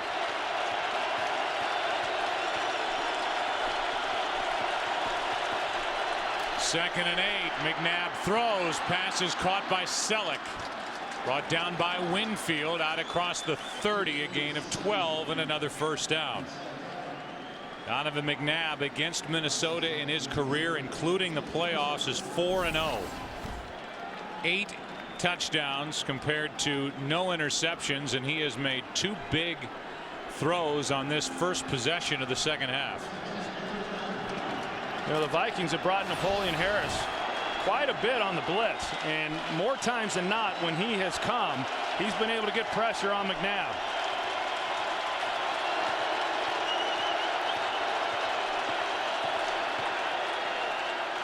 Little shoulder fake. Here's Selleck, and Brent Selleck has a first down up near midfield. They're going to mark him right at the 50. A 19-yard completion for Selleck, who has taken over at tight end for the injured L.J. Smith. I tell you, that's a throw now a couple of times that Donovan has made that really should not be there based on coverage. You know, Tyrell Johnson, the safety, we saw it earlier on the throw to Deshaun Jackson, but Tyrell Johnson, who's in for Darren Sharper, he has not been able to get over the top and take away that throw along the sideline in that cover 2 zone. Brent Selleck with 4 catches, 48 yards. That leads this team. Here's the other tight end, Schobel. He's good for 8. And the Eagles are able to move the ball and really have at different times in this game without much from Brian Westbrook. Well, he's going to get a lot of attention, and you know that going in. And so as much as they try to move him around, sometimes they move him around and he's able to draw some coverage his way, or they put him in the backfield, and that's why sometimes the ball's able to get dispersed to a number of other players. Quick setup and throw, and that ball was knocked down.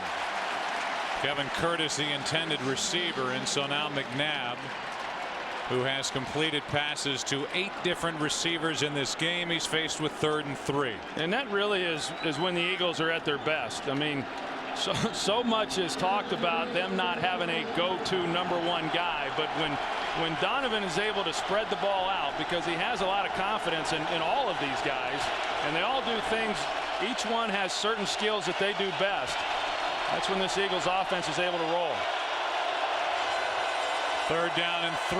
McNabb throws behind his receiver Avant, who makes the play, 5 yards and a 1st down. So another 3rd down conversion by Donovan McNabb in this Philly offense. And Jason Avant doing a good job running away from the defender.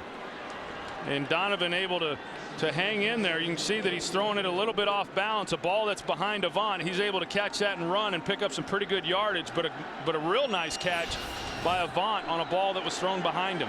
Avant with 2 3rd down conversions on this drive. It's 1st and 10 at the Minnesota 38.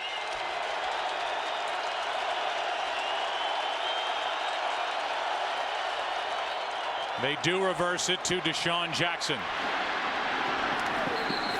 Well played by Jared Allen. A gain of only 2. I think Jared Allen kind of enjoyed that. I think he enjoys a lot. Carolina Panthers will be on display next week. The New York Giants will be on display as well. We're on the air with divisional round football here on Fox Saturday night and early on Sunday. We just do not know the matchups yet. 2nd and 8.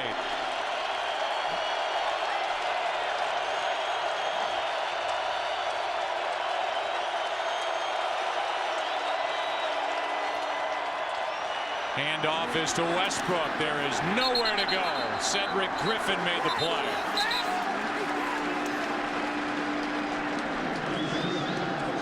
You mentioned what this Minnesota defense has done in stopping the run. First team since the merger in 1970 to lead the league defending the run 3 straight years.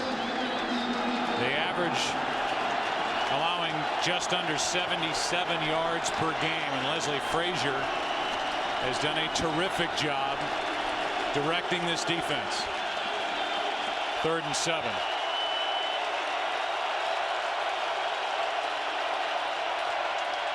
McNabb runs out of time, and the pass is incomplete. They're going to say that McNabb's. It is a sack. It's a sack. It's no incomplete pass, and that's big. They're going to say that McNabb's forward progress was stopped, so he doesn't get rid of the football. And that takes it all the way back to the 43-yard line. And that was Chad Greenway and Napoleon Harris on the linebacker blitz, and they've had success with that move. Napoleon Harris, the free guy, and was able to get enough, and it warranted the official calling it a sack. It's a loss of 8, and it took Philadelphia out of field goal range. Bobby Wade with a fair catch at the 10. So because this was a sack and not an incomplete pass, a loss of 8, no field goal try, still a 2-point game.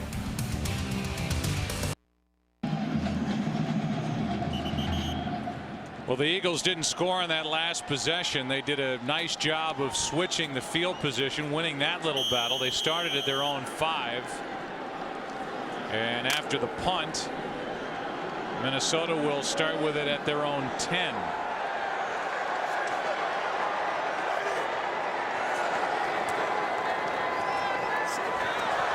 Handoff is to Taylor. Taylor picks up 6. And so now Minnesota with the football, and we'll see how they do against this Philadelphia defense. And really nothing surprising so far in this game. We've seen good defensive play from both sides. And I guess on that last possession, only 41 yards all game for Philadelphia running the football. Yeah, which isn't a big surprise. I mean, and Andy Reid and Marty Mornhinweg, they're trying to stick with it. But I think that the further we get into this game, the harder it's going to be for them to do that. And as we've seen, I mean, this game's really going to come down to who makes the fewest mistakes here in this second half. That's Adrian Peterson on 2nd and 4, picks up 3, 3rd down and short coming up for the Vikings. And I think, as you said, Joe, I mean, defensively, it's been a real battle. You know, Minnesota has done a good job. Leslie Frazier and the defensive scheme that he put together, and doing it shorthanded again this week without Pat Williams. But you know, he has also some good players to work with in Jared Allen and Kevin Williams, and certainly Antoine Winfield and others. There's big Pat Williams.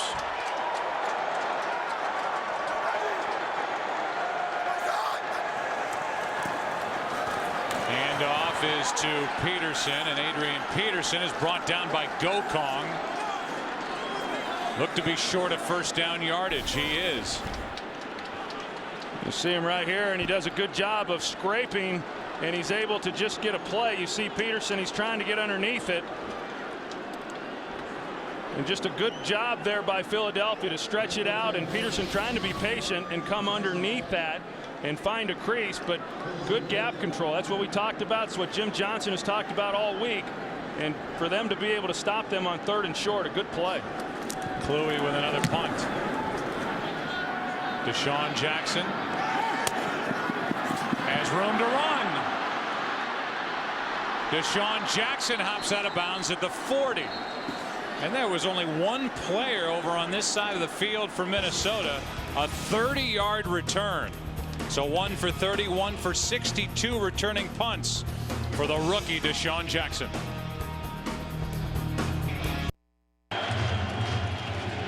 After that 30-yard return, Deshaun Jackson went right up into the face of head coach Brad Childress of the Minnesota Vikings.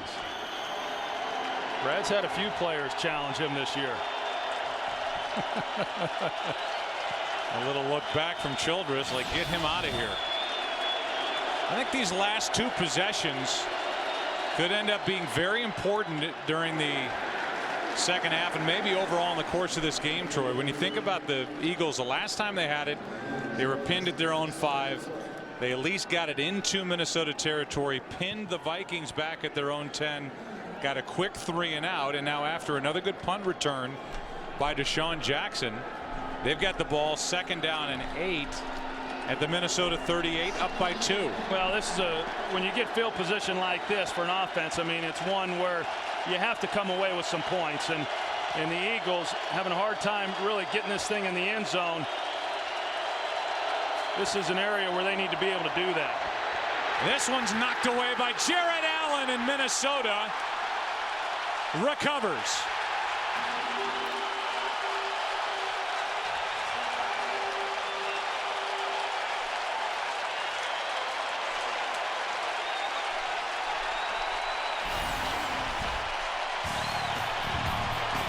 Jared Allen got the right hand on the football. Fred Evans recovered for the Vikings, who take over at their own 46, down 2. Today's game on Fox is sponsored by UPS. What can Brown do for you?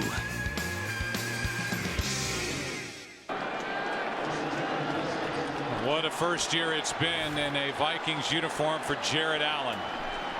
14 and a half sacks, and now a forced fumble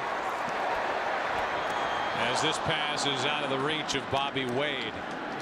And here is the Jared Allen play on McNabb. Well, Jared Allen, he comes by Trey Thomas to the outside, and like so many of the great pass rushers, immediately goes at Donovan McNabb's arm.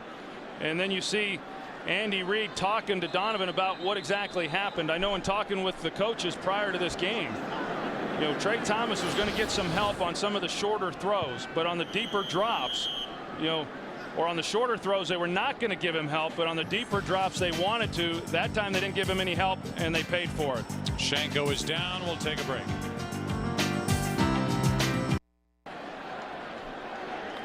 Donovan McNabb has turned it over twice today. The first half interception, now the fumble. Last 5 regular season games, a total of 2 turnovers.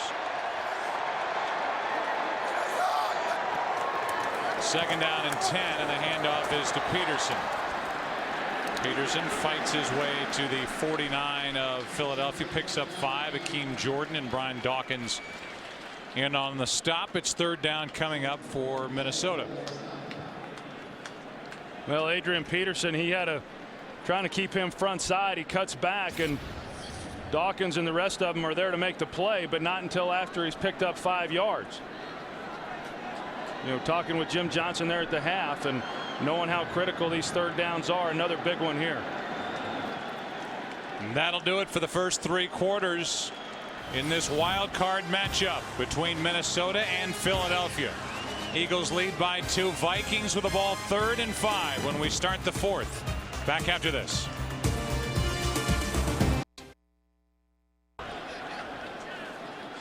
Typical game for Peterson, chipping away at it. The big 40-yard run, 40 of his 76 yards total, 2 touchdowns on the sideline on 3rd down and 5. Jackson looking for somewhere to go with it. That ball was hit maybe on its way out, and the pass incomplete for Berrien. That ball came out funny. I don't know if somebody got their hand on it or not. There was a ton of pressure on Tavares Jackson when he let it go. And the Vikings now 7 for 14 on 3rd down. Yeah, Tavares Jackson actually had time, but he just couldn't find anywhere to throw the football. You see the little bit of a slant and go there by Bernard Berry, and he's able to get one-on-one on Quentin Michael. But good coverage on the back end there.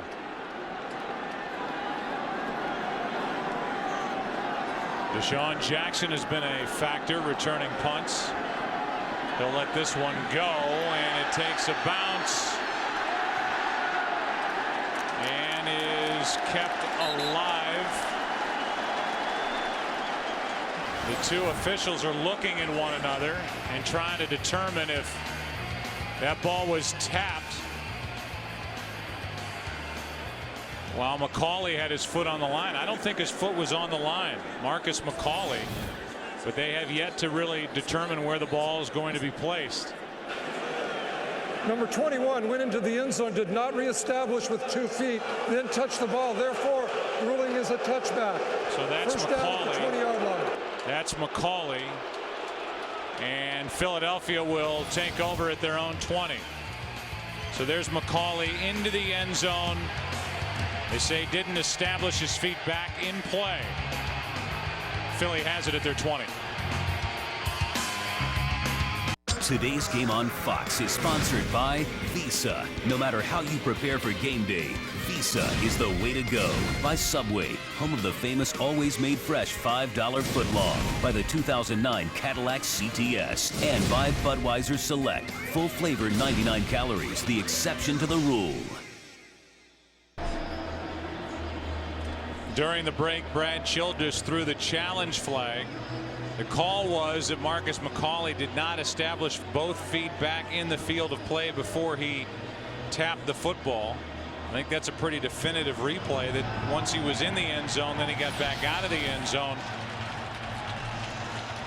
And it certainly looked like McCauley did what he had to do to establish both feet in, tap the football. And we'll get the call now from Tony Correnti.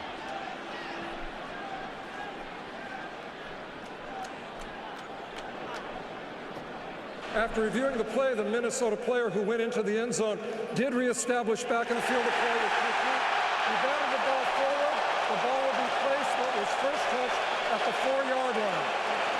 So instead of starting at their own 20, Andy Reid's offense is backed up at their own 4. Well, and when they were waiting to see what the ruling on the field was going to be, both Andy Reid and Brad Childress had the red flag out. Both of them were going to challenge the play regardless of what the call was. And every other angle that we had was not conclusive, but a good shot on the last one showing that McCauley had definitely established himself back in the field of play before touching the ball. So after a scoreless third quarter, this crowd lets the Eagles hear it, starting at their own 4.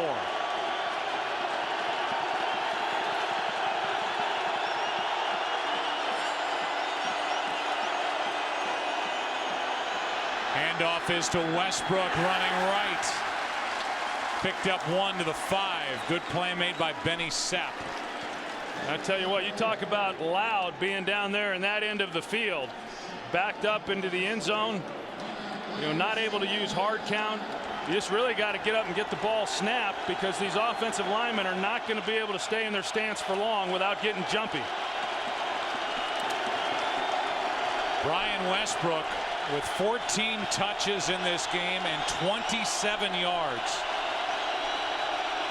He has been shut down by the Minnesota defense.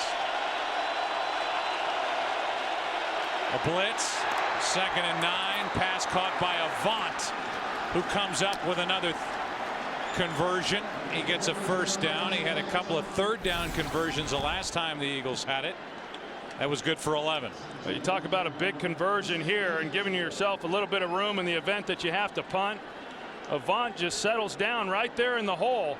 It's a pretty good look right there of what McNabb saw when he turned it loose to Avant.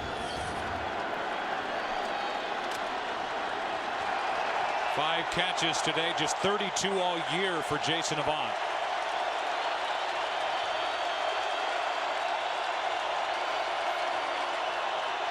McNabb back to the middle of the field, and the pass is caught by Reggie Brown. Good for 9. Well, we saw what happened last time they singled up on Jared Allen with Trey Thomas, and this time they're going to come out with a back, and they're going to chip him with Correll Buckhalter. And that provides McNabb some time. And that's an area of the field right there at the linebacker level over the ball where we've seen a number of completions here in this game. 18th career multiple sack game for Jared Allen, 6th time in his last 11 games. Has 2 today. 2nd and 1, and Westbrook pounds forward for a first down. Three yards and a first down for Philadelphia.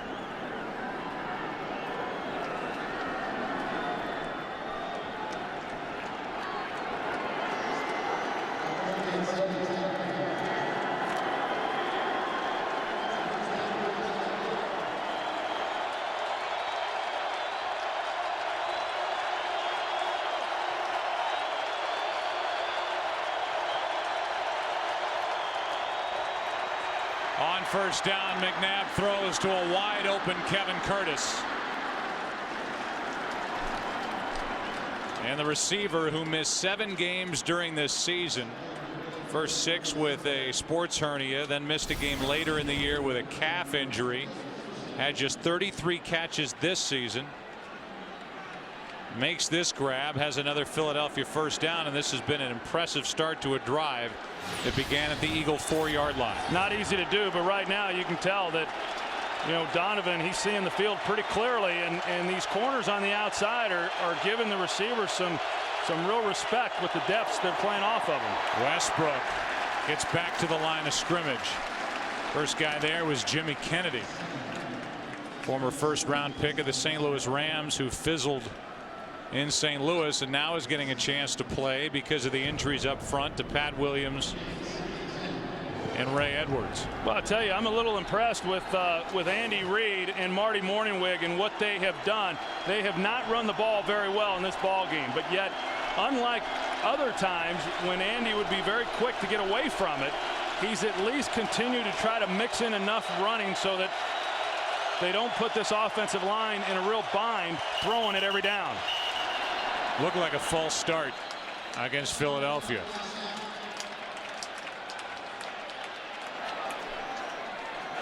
False start, offense, number 59. 5-yard penalty, remains second down. That's Nick Cole. I don't know if that last play was going to turn into a trick play or not. But after the play had been blown dead, Brian Westbrook took the initial throw, then threw it down the field. And maybe not. That might have been out of frustration. And why not? He's had 14 carries, 18 yards. I was going to say, why would he clue in this Minnesota defense if that play is there? And Andy's trying to calm him down. Yeah, I don't think he would have. 2nd and 15. Back to the far side of the field, and it's Curtis who's dragged down from behind by Griffin. Gain of 8. You were talking about Kevin Curtis a little bit earlier and the amount of time that he has missed this year, and you know, I really think he's a really good player, and when he's put in the right role, I think it's fair to say he's a great player, but they've missed him when he hasn't been on the field. 3rd down and 7.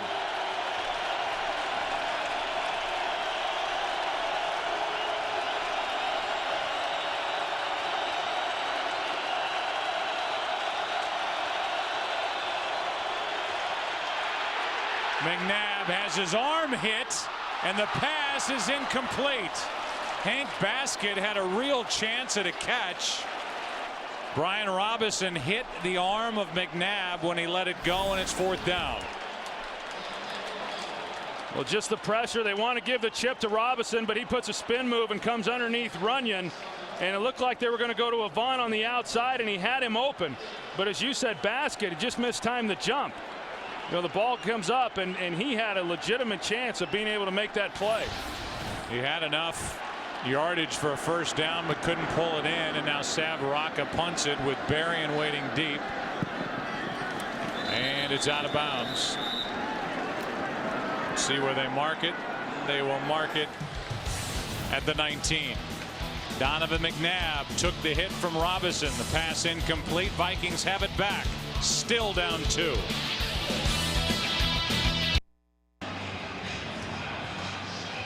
Brian Robinson got the start in place of the injured Ray Edwards, who's out with a bad left knee, and Troy's played a terrific game. And the concern by Leslie Frazier coming into this game was how well he would hold up. He's held up just fine.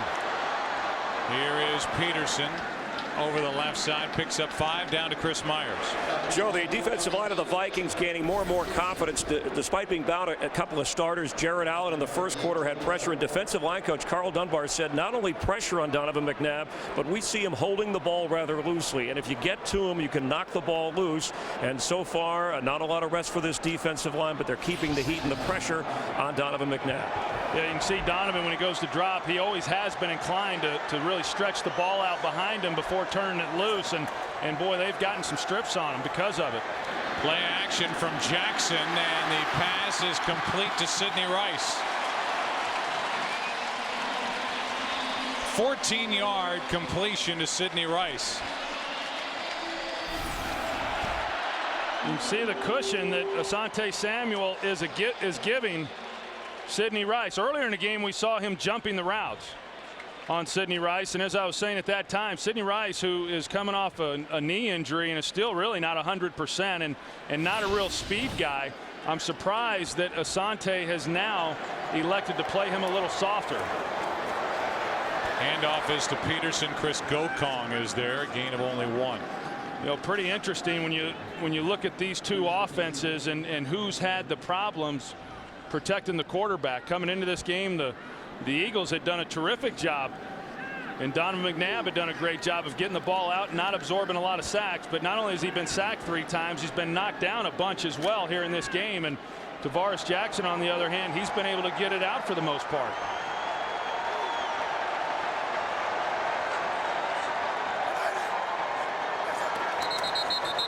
Looked like a false start on Berrien.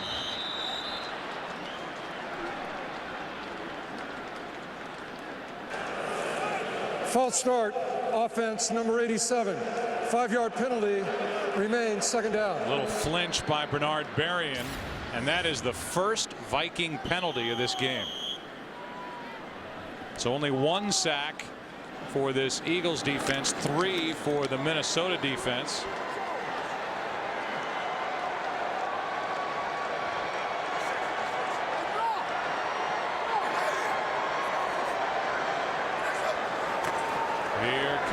Eagles on a blitz. The pass is nearly picked off by Sheldon Brown. Stepped in front of Bernard Berrien, and it was right into his hands. You know, Sheldon Brown had a big interception last week against the Cowboys, but overall, he's just not a guy who's been able to come down with many of these opportunities, and it hits him right in the hands.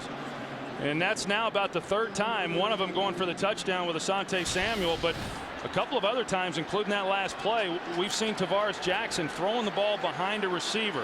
And when it's an outside receiver and you're throwing it behind him to the inside, it is very dangerous. So it's 3rd and 13.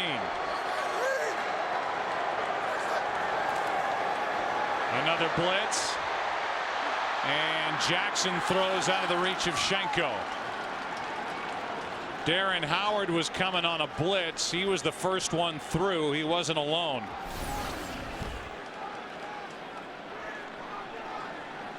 Well, here they come, and the Eagles are coming after him, and Tavares Jackson, you know, does a good job of recognizing it and at least getting out of the pocket, but you know, that's one he's got to let go a little bit sooner. Vikings now 0 for their last 4 on 3rd downs. They started 7 for 11, and Kluwe with another punt. He'll bounce in front of Jackson and bounce backward. Down by Vinny Churchill, a punt of only 36 yards. Eagles defense does its job. Philly has the ball and a 2-point lead.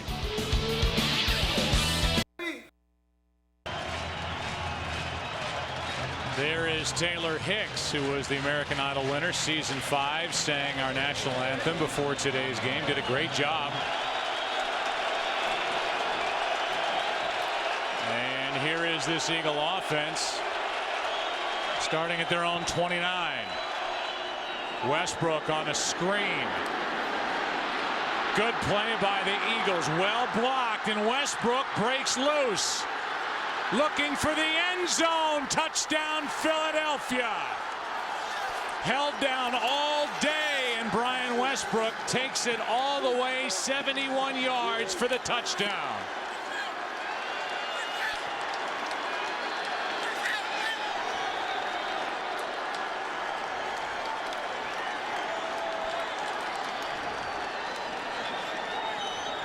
Tell you, when they initially set that thing up, Joe, it didn't really look like it was going to go anywhere, but then they were able to get some blockers. Nick Cole in particular was able to get out in front.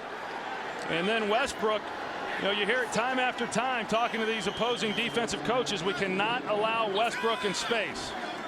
And that's why. This, for a while, had turned into a battle of these two defensive coordinators. Jim Johnson, you just saw Leslie Frazier. And Brian Westbrook, who had not been a factor. First 16 touches, a total of 32 yards, goes 71 on the screen for the touchdown. Yeah, initially you're going to see Westbrook. He gets out in front of Nick Cole and his blockers, but then he sets them up, and Nick Cole finishes them off. I mean, Westbrook starts up inside, realizes he's got help to the outside, and bounces it and allows Nick Cole then to clean it up for him. And then it's just a matter of running with the football in the open field and seeing what you can do with it, and not many people are going to be able to catch him in that situation. Kevin Curtis blocked downfield. Deshaun Jackson got out in front of Benny Sapp. So the two receivers helped to convoy Brian Westbrook into the end zone. And I'm going to say it again. Westbrook, who was the focus of any defense when you play the Eagles, first 16 touches, 32 total yards, goes 71 yards on that screen for the touchdown to make it 23-14 with 6:37 left in the fourth quarter. He's like Adrian Peterson, you know. I mean, you think you've got him bottled up throughout the day, and you just keep giving him the ball. You keep calling his number, and at some point something's going to break. The other part of it was Kevin Williams came so close to blowing that play up, number 93 for the Vikings, and he just stumbled at the last moment as Maurice Hicks returns it. 25-yard return, and now the Vikings have it, trailing by 9. So every time you and I do a Philadelphia Eagles game, we talk to the other defensive coordinator, and the first guy they talk about, I always think of Greg Blosh of the Washington Redskins. He is the most dangerous player in the NFL, talking about Brian Westbrook, and he just proved why with one touch and one long run. No doubt, and a nice job of execution, and the offensive line not taking anything away from those guys. They did a really nice job. Kevin Curtis out there, but we saw how Brian Westbrook can really make an offensive line or a blocker look pretty good. Bobby Wade tried a one-handed catch, couldn't haul it in. 2nd and 10. You take another look at that, and you see how he's able to just set up the blocks and how he brings everybody to the inside, and then as he bounces it to the outside, now he made some people miss as well. They're running the football and the convoy, and look who's there chasing him for the Minnesota Vikings. Jared Allen all the way into the end zone. 2nd down and 10 for the Vikings. And Jackson ends up on his back. Clemens was in his face, and Brian Dawkins almost came up with what could have been a back-breaking interception and touchdown. Now Dawkins, he's on the blitz, and Chris Clemens is able to get the big hit on him. And initially it looked that if after Dawkins got his hand on the ball that he would be able to bring that one in. And Chris Clemens, I mean, geez, he's such a versatile athlete. And then thinking back to the game that he had last week, and he's following it up with another good game here. So now 3rd down and 10 for Minnesota. This one off his back foot downfield for Wade, and that's out of everybody's reach. There were 3 Eagles defenders around Bobby Wade, and it's a 3-and-out after the 71-yard touchdown by Westbrook. I just think Jim Johnson is so good at really recognizing momentum shifts, and when he senses that, I mean, it becomes a feeding frenzy, and you could tell that they had got the crowd out of it, and they were going to take advantage of what had happened on the offensive side of the ball, and they do a nice job of creating a 3-and-out. You see Brian Dawkins, we asked Jim Johnson what it is that he has in his defense that lets him blitz and do what he does, and he said, my safeties. And that certainly means Brian Dawkins first and foremost. Here is Deshaun Jackson. This time it's well covered by the Vikings downfield. Just a 3-yard return after a 53-yard punt. Number 20's doing it again this week. The heart and soul of that Eagle defense.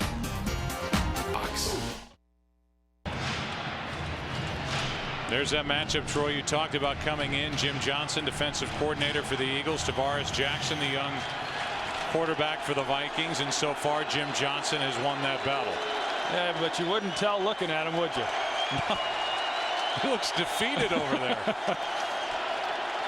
9-point Eagles lead, and now Westbrook trying to get his ground game going. Picks up 2. Benny Sapp made the play, and McNabb has had this sort of day. 1 touchdown, 1 interception, 8 different receivers. And while Philadelphia at the wide receiver position didn't have any individual make 70 catches or have a 1,000-yard season, as a group, 197 receptions, over 2,600 yards, both 9th best in the NFL. They don't have one stud, but they have a group that McNabb will spread it around to.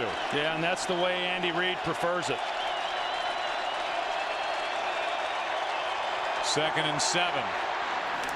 What a good play made by Madieu Williams. Clock continues to wind. Brent Selleck was just smacked. Yeah, they tried to go back to the screen. Couple problems. Minnesota was prepared for it, and they weren't throwing it to Brian Westbrook.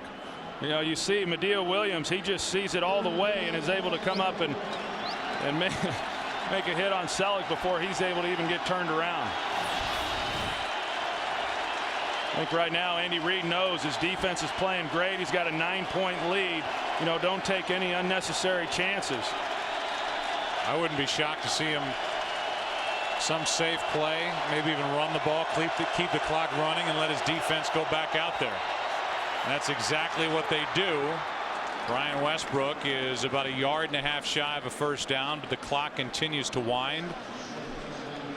And Andy Reid, with the way his defense has played over the last month and a half, why not send him back out there and force Tavares Jackson to try and beat you? The Vikings need 2 scores. Yeah, I think it's a smart call. And as I said a little bit earlier, I really think that this offensive staff has done a good job. You know, they haven't run the ball really all that effectively, but yet they've hung in there. And I think the numbers will still be a little skewed at the end of the day. But I think in a normal game, this is one of those that Andy probably would have abandoned the run real early. Rocket hits a good one. Real good one. Checks up and around the 15-yard line. Rogelio Hansen downfield to tap it. 51-yard punt, nothing on the return.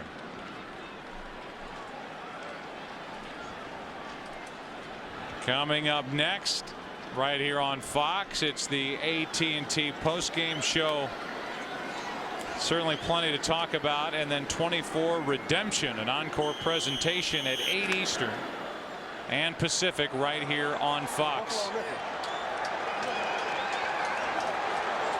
Starting at their own 15. Vikings the last 6 times have had the ball, they've punted it at the end of every drive. Jackson throws, and the pass broken up by Sheldon Brown. Timed it perfectly as he planted his shoulder pad in the back of Sidney Rice. The secondary for Philadelphia has just gotten better and better as the year has gone along. I mean, the defense in general has been good all season long. The run defense has been good, but the pass defense has dramatically improved. They've made some changes in the lineups as the year has gone along, but the guys have really stepped up their play, and that's one of the reasons why it's been so difficult to score points against this unit. Jackson throws, and out of the reach of Asante Shenko, and now it just looks like it's completely unraveled for Tavares Jackson. Well, this is a part of the game that, you know, one, he probably just hasn't gotten a lot of work with, and as a young quarterback, you know, they're able to huddle up right now, but you can tell that if they complete a pass and they keep the clock running, they're going to go into a no-huddle offense. They're going to have to. But they just have, he hasn't been able to get that completion to where you can at least try to start putting the defense on their heels. Jackson is 1 for his last 10 throwing the football. 3rd and 10. Pressure in Jackson's face. The pass incomplete, but a flag comes down, and it could be for the hit on Tavares Jackson. Personal foul, roughing the passer, defense number 56, a blow to the side of the helmet. 15-yard penalty, automatic first down. It's Akeem Jordan. Yeah, there it is, and that's a textbook. That's an easy call there for the official. And you know, when you come in, you really got to keep your hands up. And oftentimes when you're trying to bat the ball and you come through with the follow through of your arms, when it hits the quarterback's helmet, they're going to call that every time, even as benign as what it appears sometimes. It's Eric Bieniemy, the running backs coach, talking to Adrian Peterson. Eagles have the Vikings right where they want them, in a spot where they have to throw the football. They need 2 scores. Time winding down. Good pass. Complete to Bobby Wade. Minimal gain, just 3. Under 3.5 to play. And for the Eagles defense, 13 blitzes, 1 sack. You referenced the game last week that Minnesota had against Steve Spagnuolo, who was the pupil under Jim Johnson for 8 years when they were together in Philadelphia, and he is now not just the defensive coordinator of the Giants, but one of the hot head coaches in waiting in this league. As Tavares Jackson is going to run for the first time in this game and slides down in midfield with a Viking first down. And that's really the first time today that we've seen him get outside the pocket and be able to pick up some yards with his legs. And I know in talking with Jim Johnson prior to this game, he really expected to put on the film in his preparations this week and see a lot more of this. And he said he was surprised that, yeah, he has the ability to run, but he's really more of a pocket passer. Here's a bad snap, and it's recovered by Philadelphia and Jaquay Parker. And that might just do it. A bad snap in the shotgun. And Tavares Jackson and center Matt Burke come off the field talking or yelling at each other and shaking their heads as now Philadelphia takes over, up by 9 with under 2:50 to play. Now you see the snap. It's just down there at Tavares Jackson's ankles. I mean, he really had no chance. Here he is trying to look down the field and see what the coverages are and where his hot reads might potentially be. And Matt Burke, that's very unusual to see that type of snap from an all-pro center.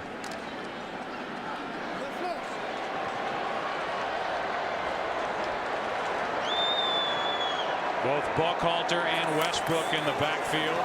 Westbrook gets it over the right side, tripped up by Greenway. And a timeout is taken by Minnesota. How about the games Donovan McNabb, who is 4-0, on his way to 5-0 at the end of this day.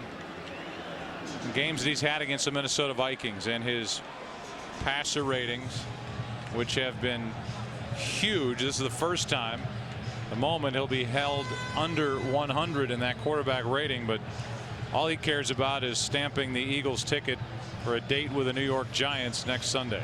Yeah, I don't know that we're going to be hearing a lot more about Donovan McNabb going somewhere else next year. You know, the job that he has done here down the stretch, and I know Andy Reid gets a lot of credit for having put Donovan McNabb on the bench there against Baltimore a few weeks back. I don't know that we should necessarily give Andy as much credit as what he has gotten, but we should give a lot more credit to Donovan McNabb because he's responded very well and he's played exceptionally well. 2nd down and 7. Fake toss, trying to get it to Selleck. Good pass, and Brent Selleck has a first down for Philadelphia as he slides down.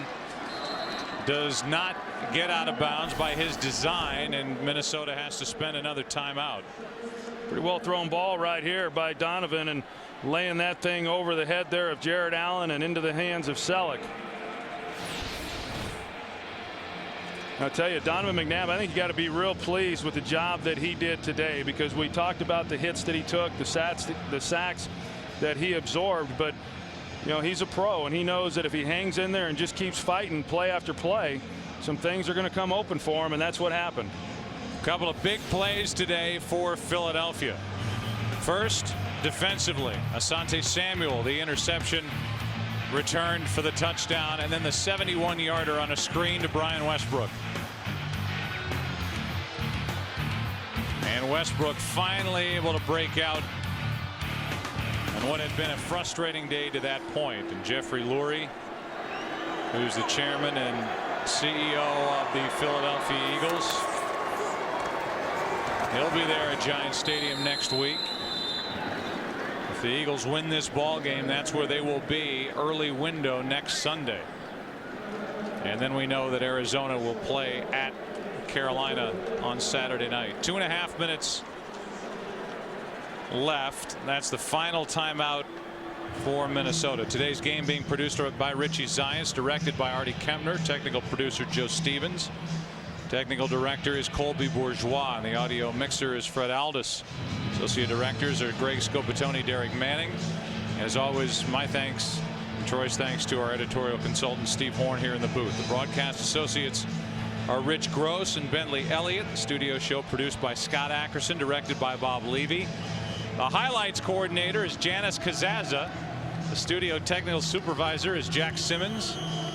The supervisor of remote field operations, Jerry Steinberg. Senior producer of Fox Sports, Bill Brown, and the executive producers, Ed Gorin and David Hill.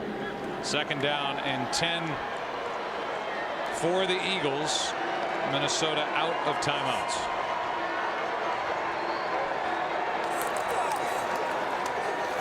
Handoff is to Westbrook, and he'll lay down. And a penalty flag comes in at the end of the play. It's a hold against Philly. Holding, offense number 89. 10-yard penalty, repeat, 2nd down. It's Matt Schobel. The other thing that's happened here, Troy, while you can say a lot of good things about Philadelphia, I think you have to look at the job done by Leslie Frazier, the defensive coordinator of the Minnesota Vikings. They lost their very good middle linebacker, E.J. Henderson, after the first 4 games with a foot injury. He played this game without Pat Williams, played this game without Ray Edwards. he has this defense cooking for the most part, and he will be on a couple of different lists as far as head coaching positions are concerned. You hear rumors about Detroit being interested, maybe even the St. Louis Rams, and he's a guy that I know Brad Childress believes deserves a chance to run a ball club. Yeah, and a quality guy on top of all that. And you know, losing defensive coordinators to head coaching positions is not new for Brad Childress either. Minnesota, by the way, declined that holding penalty, and so now on 3rd down, that run by Westbrook will take us to the 2-minute warning. It will also take it to 4th down, which is what it will be when we come back. 2 minutes left in this game at the Metrodome. Frustration for the Vikings. Jubilation for the Philadelphia Eagles on their way to Giants Stadium next weekend. Today's game on Fox is sponsored by the new AT&T. Your world delivered.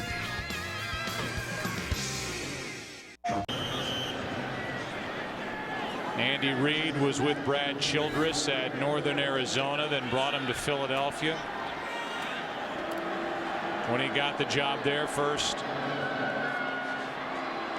as the quarterback's coach, then as the offensive coordinator, as David Akers has been very impressive here today, drilling another long field goal, 45 yards to make it 26-14.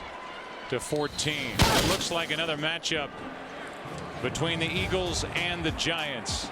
Each team won on the other's home turf. Giants racked up 218 rushing yards in their Week 10 win at the Eagles, and then not too long ago, the Eagles at the Giants, one of the best days in a long time for Brian Westbrook. Westbrook 203 total yards, and the Eagles hold the Giants to 211 total yards as an offense en route to that 20-14 win. So that game, assuming the Eagles win this one, is next week on the air at noon Eastern right here on Fox. It'll be the 4th matchup in the playoffs between the Philadelphia Eagles and the New York Giants. Yeah, and two teams that clearly know each other very, very well. And as you said, Joe, with the Eagles having won at the Meadowlands just 4 weeks ago, I mean, a game that they certainly will go into with great confidence. And I know the Giants, having had this weekend off, they'll be more than prepared as well. Adrian Peterson is waiting for this kick from David Akers. Had a kick return this year, and now gets one here in the playoffs. At least he's going to give it a shot. And David Akers has been a real weapon here today. Got that one into the end zone. Don't forget, coming up, it's the AT&T postgame show, and then an encore presentation of the movie, in essence, 24 Redemption, at 8 Eastern and Pacific right here on Fox. That leads into the season premiere of 24, and if you have not seen that yet, you're a 24 fan or want to get hooked on that series, watch it. It is very, very well done. Robert Carlyle is in it, and Jack Bauer is back on Fox tonight. Tavares Jackson underneath for Chester Taylor, and a good play by Lido Shepherd, two-time Pro Bowler who has been a lost guy defensively for the Philadelphia Eagles this year, as he has been replaced first as a starter when they got Asante Samuel, then as a nickelback by Joselio Hansen. And a false start. Yeah, Lido Shepherd was hoping that he would be let go or traded earlier in the season. Offense number 62. 5-yard penalty, remains 2nd down. And it'll be interesting to see exactly what happens to him next year, because he is still under contract. You know, and we talked a little bit about Leslie Frazier and the job that he did. I think we also need to give credit to Brad Childress and the job that he did, and really the entire organization. And when you consider the fact that this team came into this year losing their first 2 games, and for him to be able to hold it together and get 10 wins, pretty impressive overall. Absolutely. This is Chester Taylor just across the 20, where it will be 3rd down. Jaquay Parker on that stop. Yeah, Brad Childress in his 3rd year now, an even record overall of 24 and 24, 6 and 10 his first year, 8 and 8 last year, 10 and 6 this year. A lot of good pieces to the bigger puzzle here with the Vikings in place. This is Chester Taylor again, has a first down. Brought the Vikings their first divisional championship since the year 2000, first playoff appearance since 2004. But coming up to this point short against the Philadelphia Eagles and his mentor Andy Reid.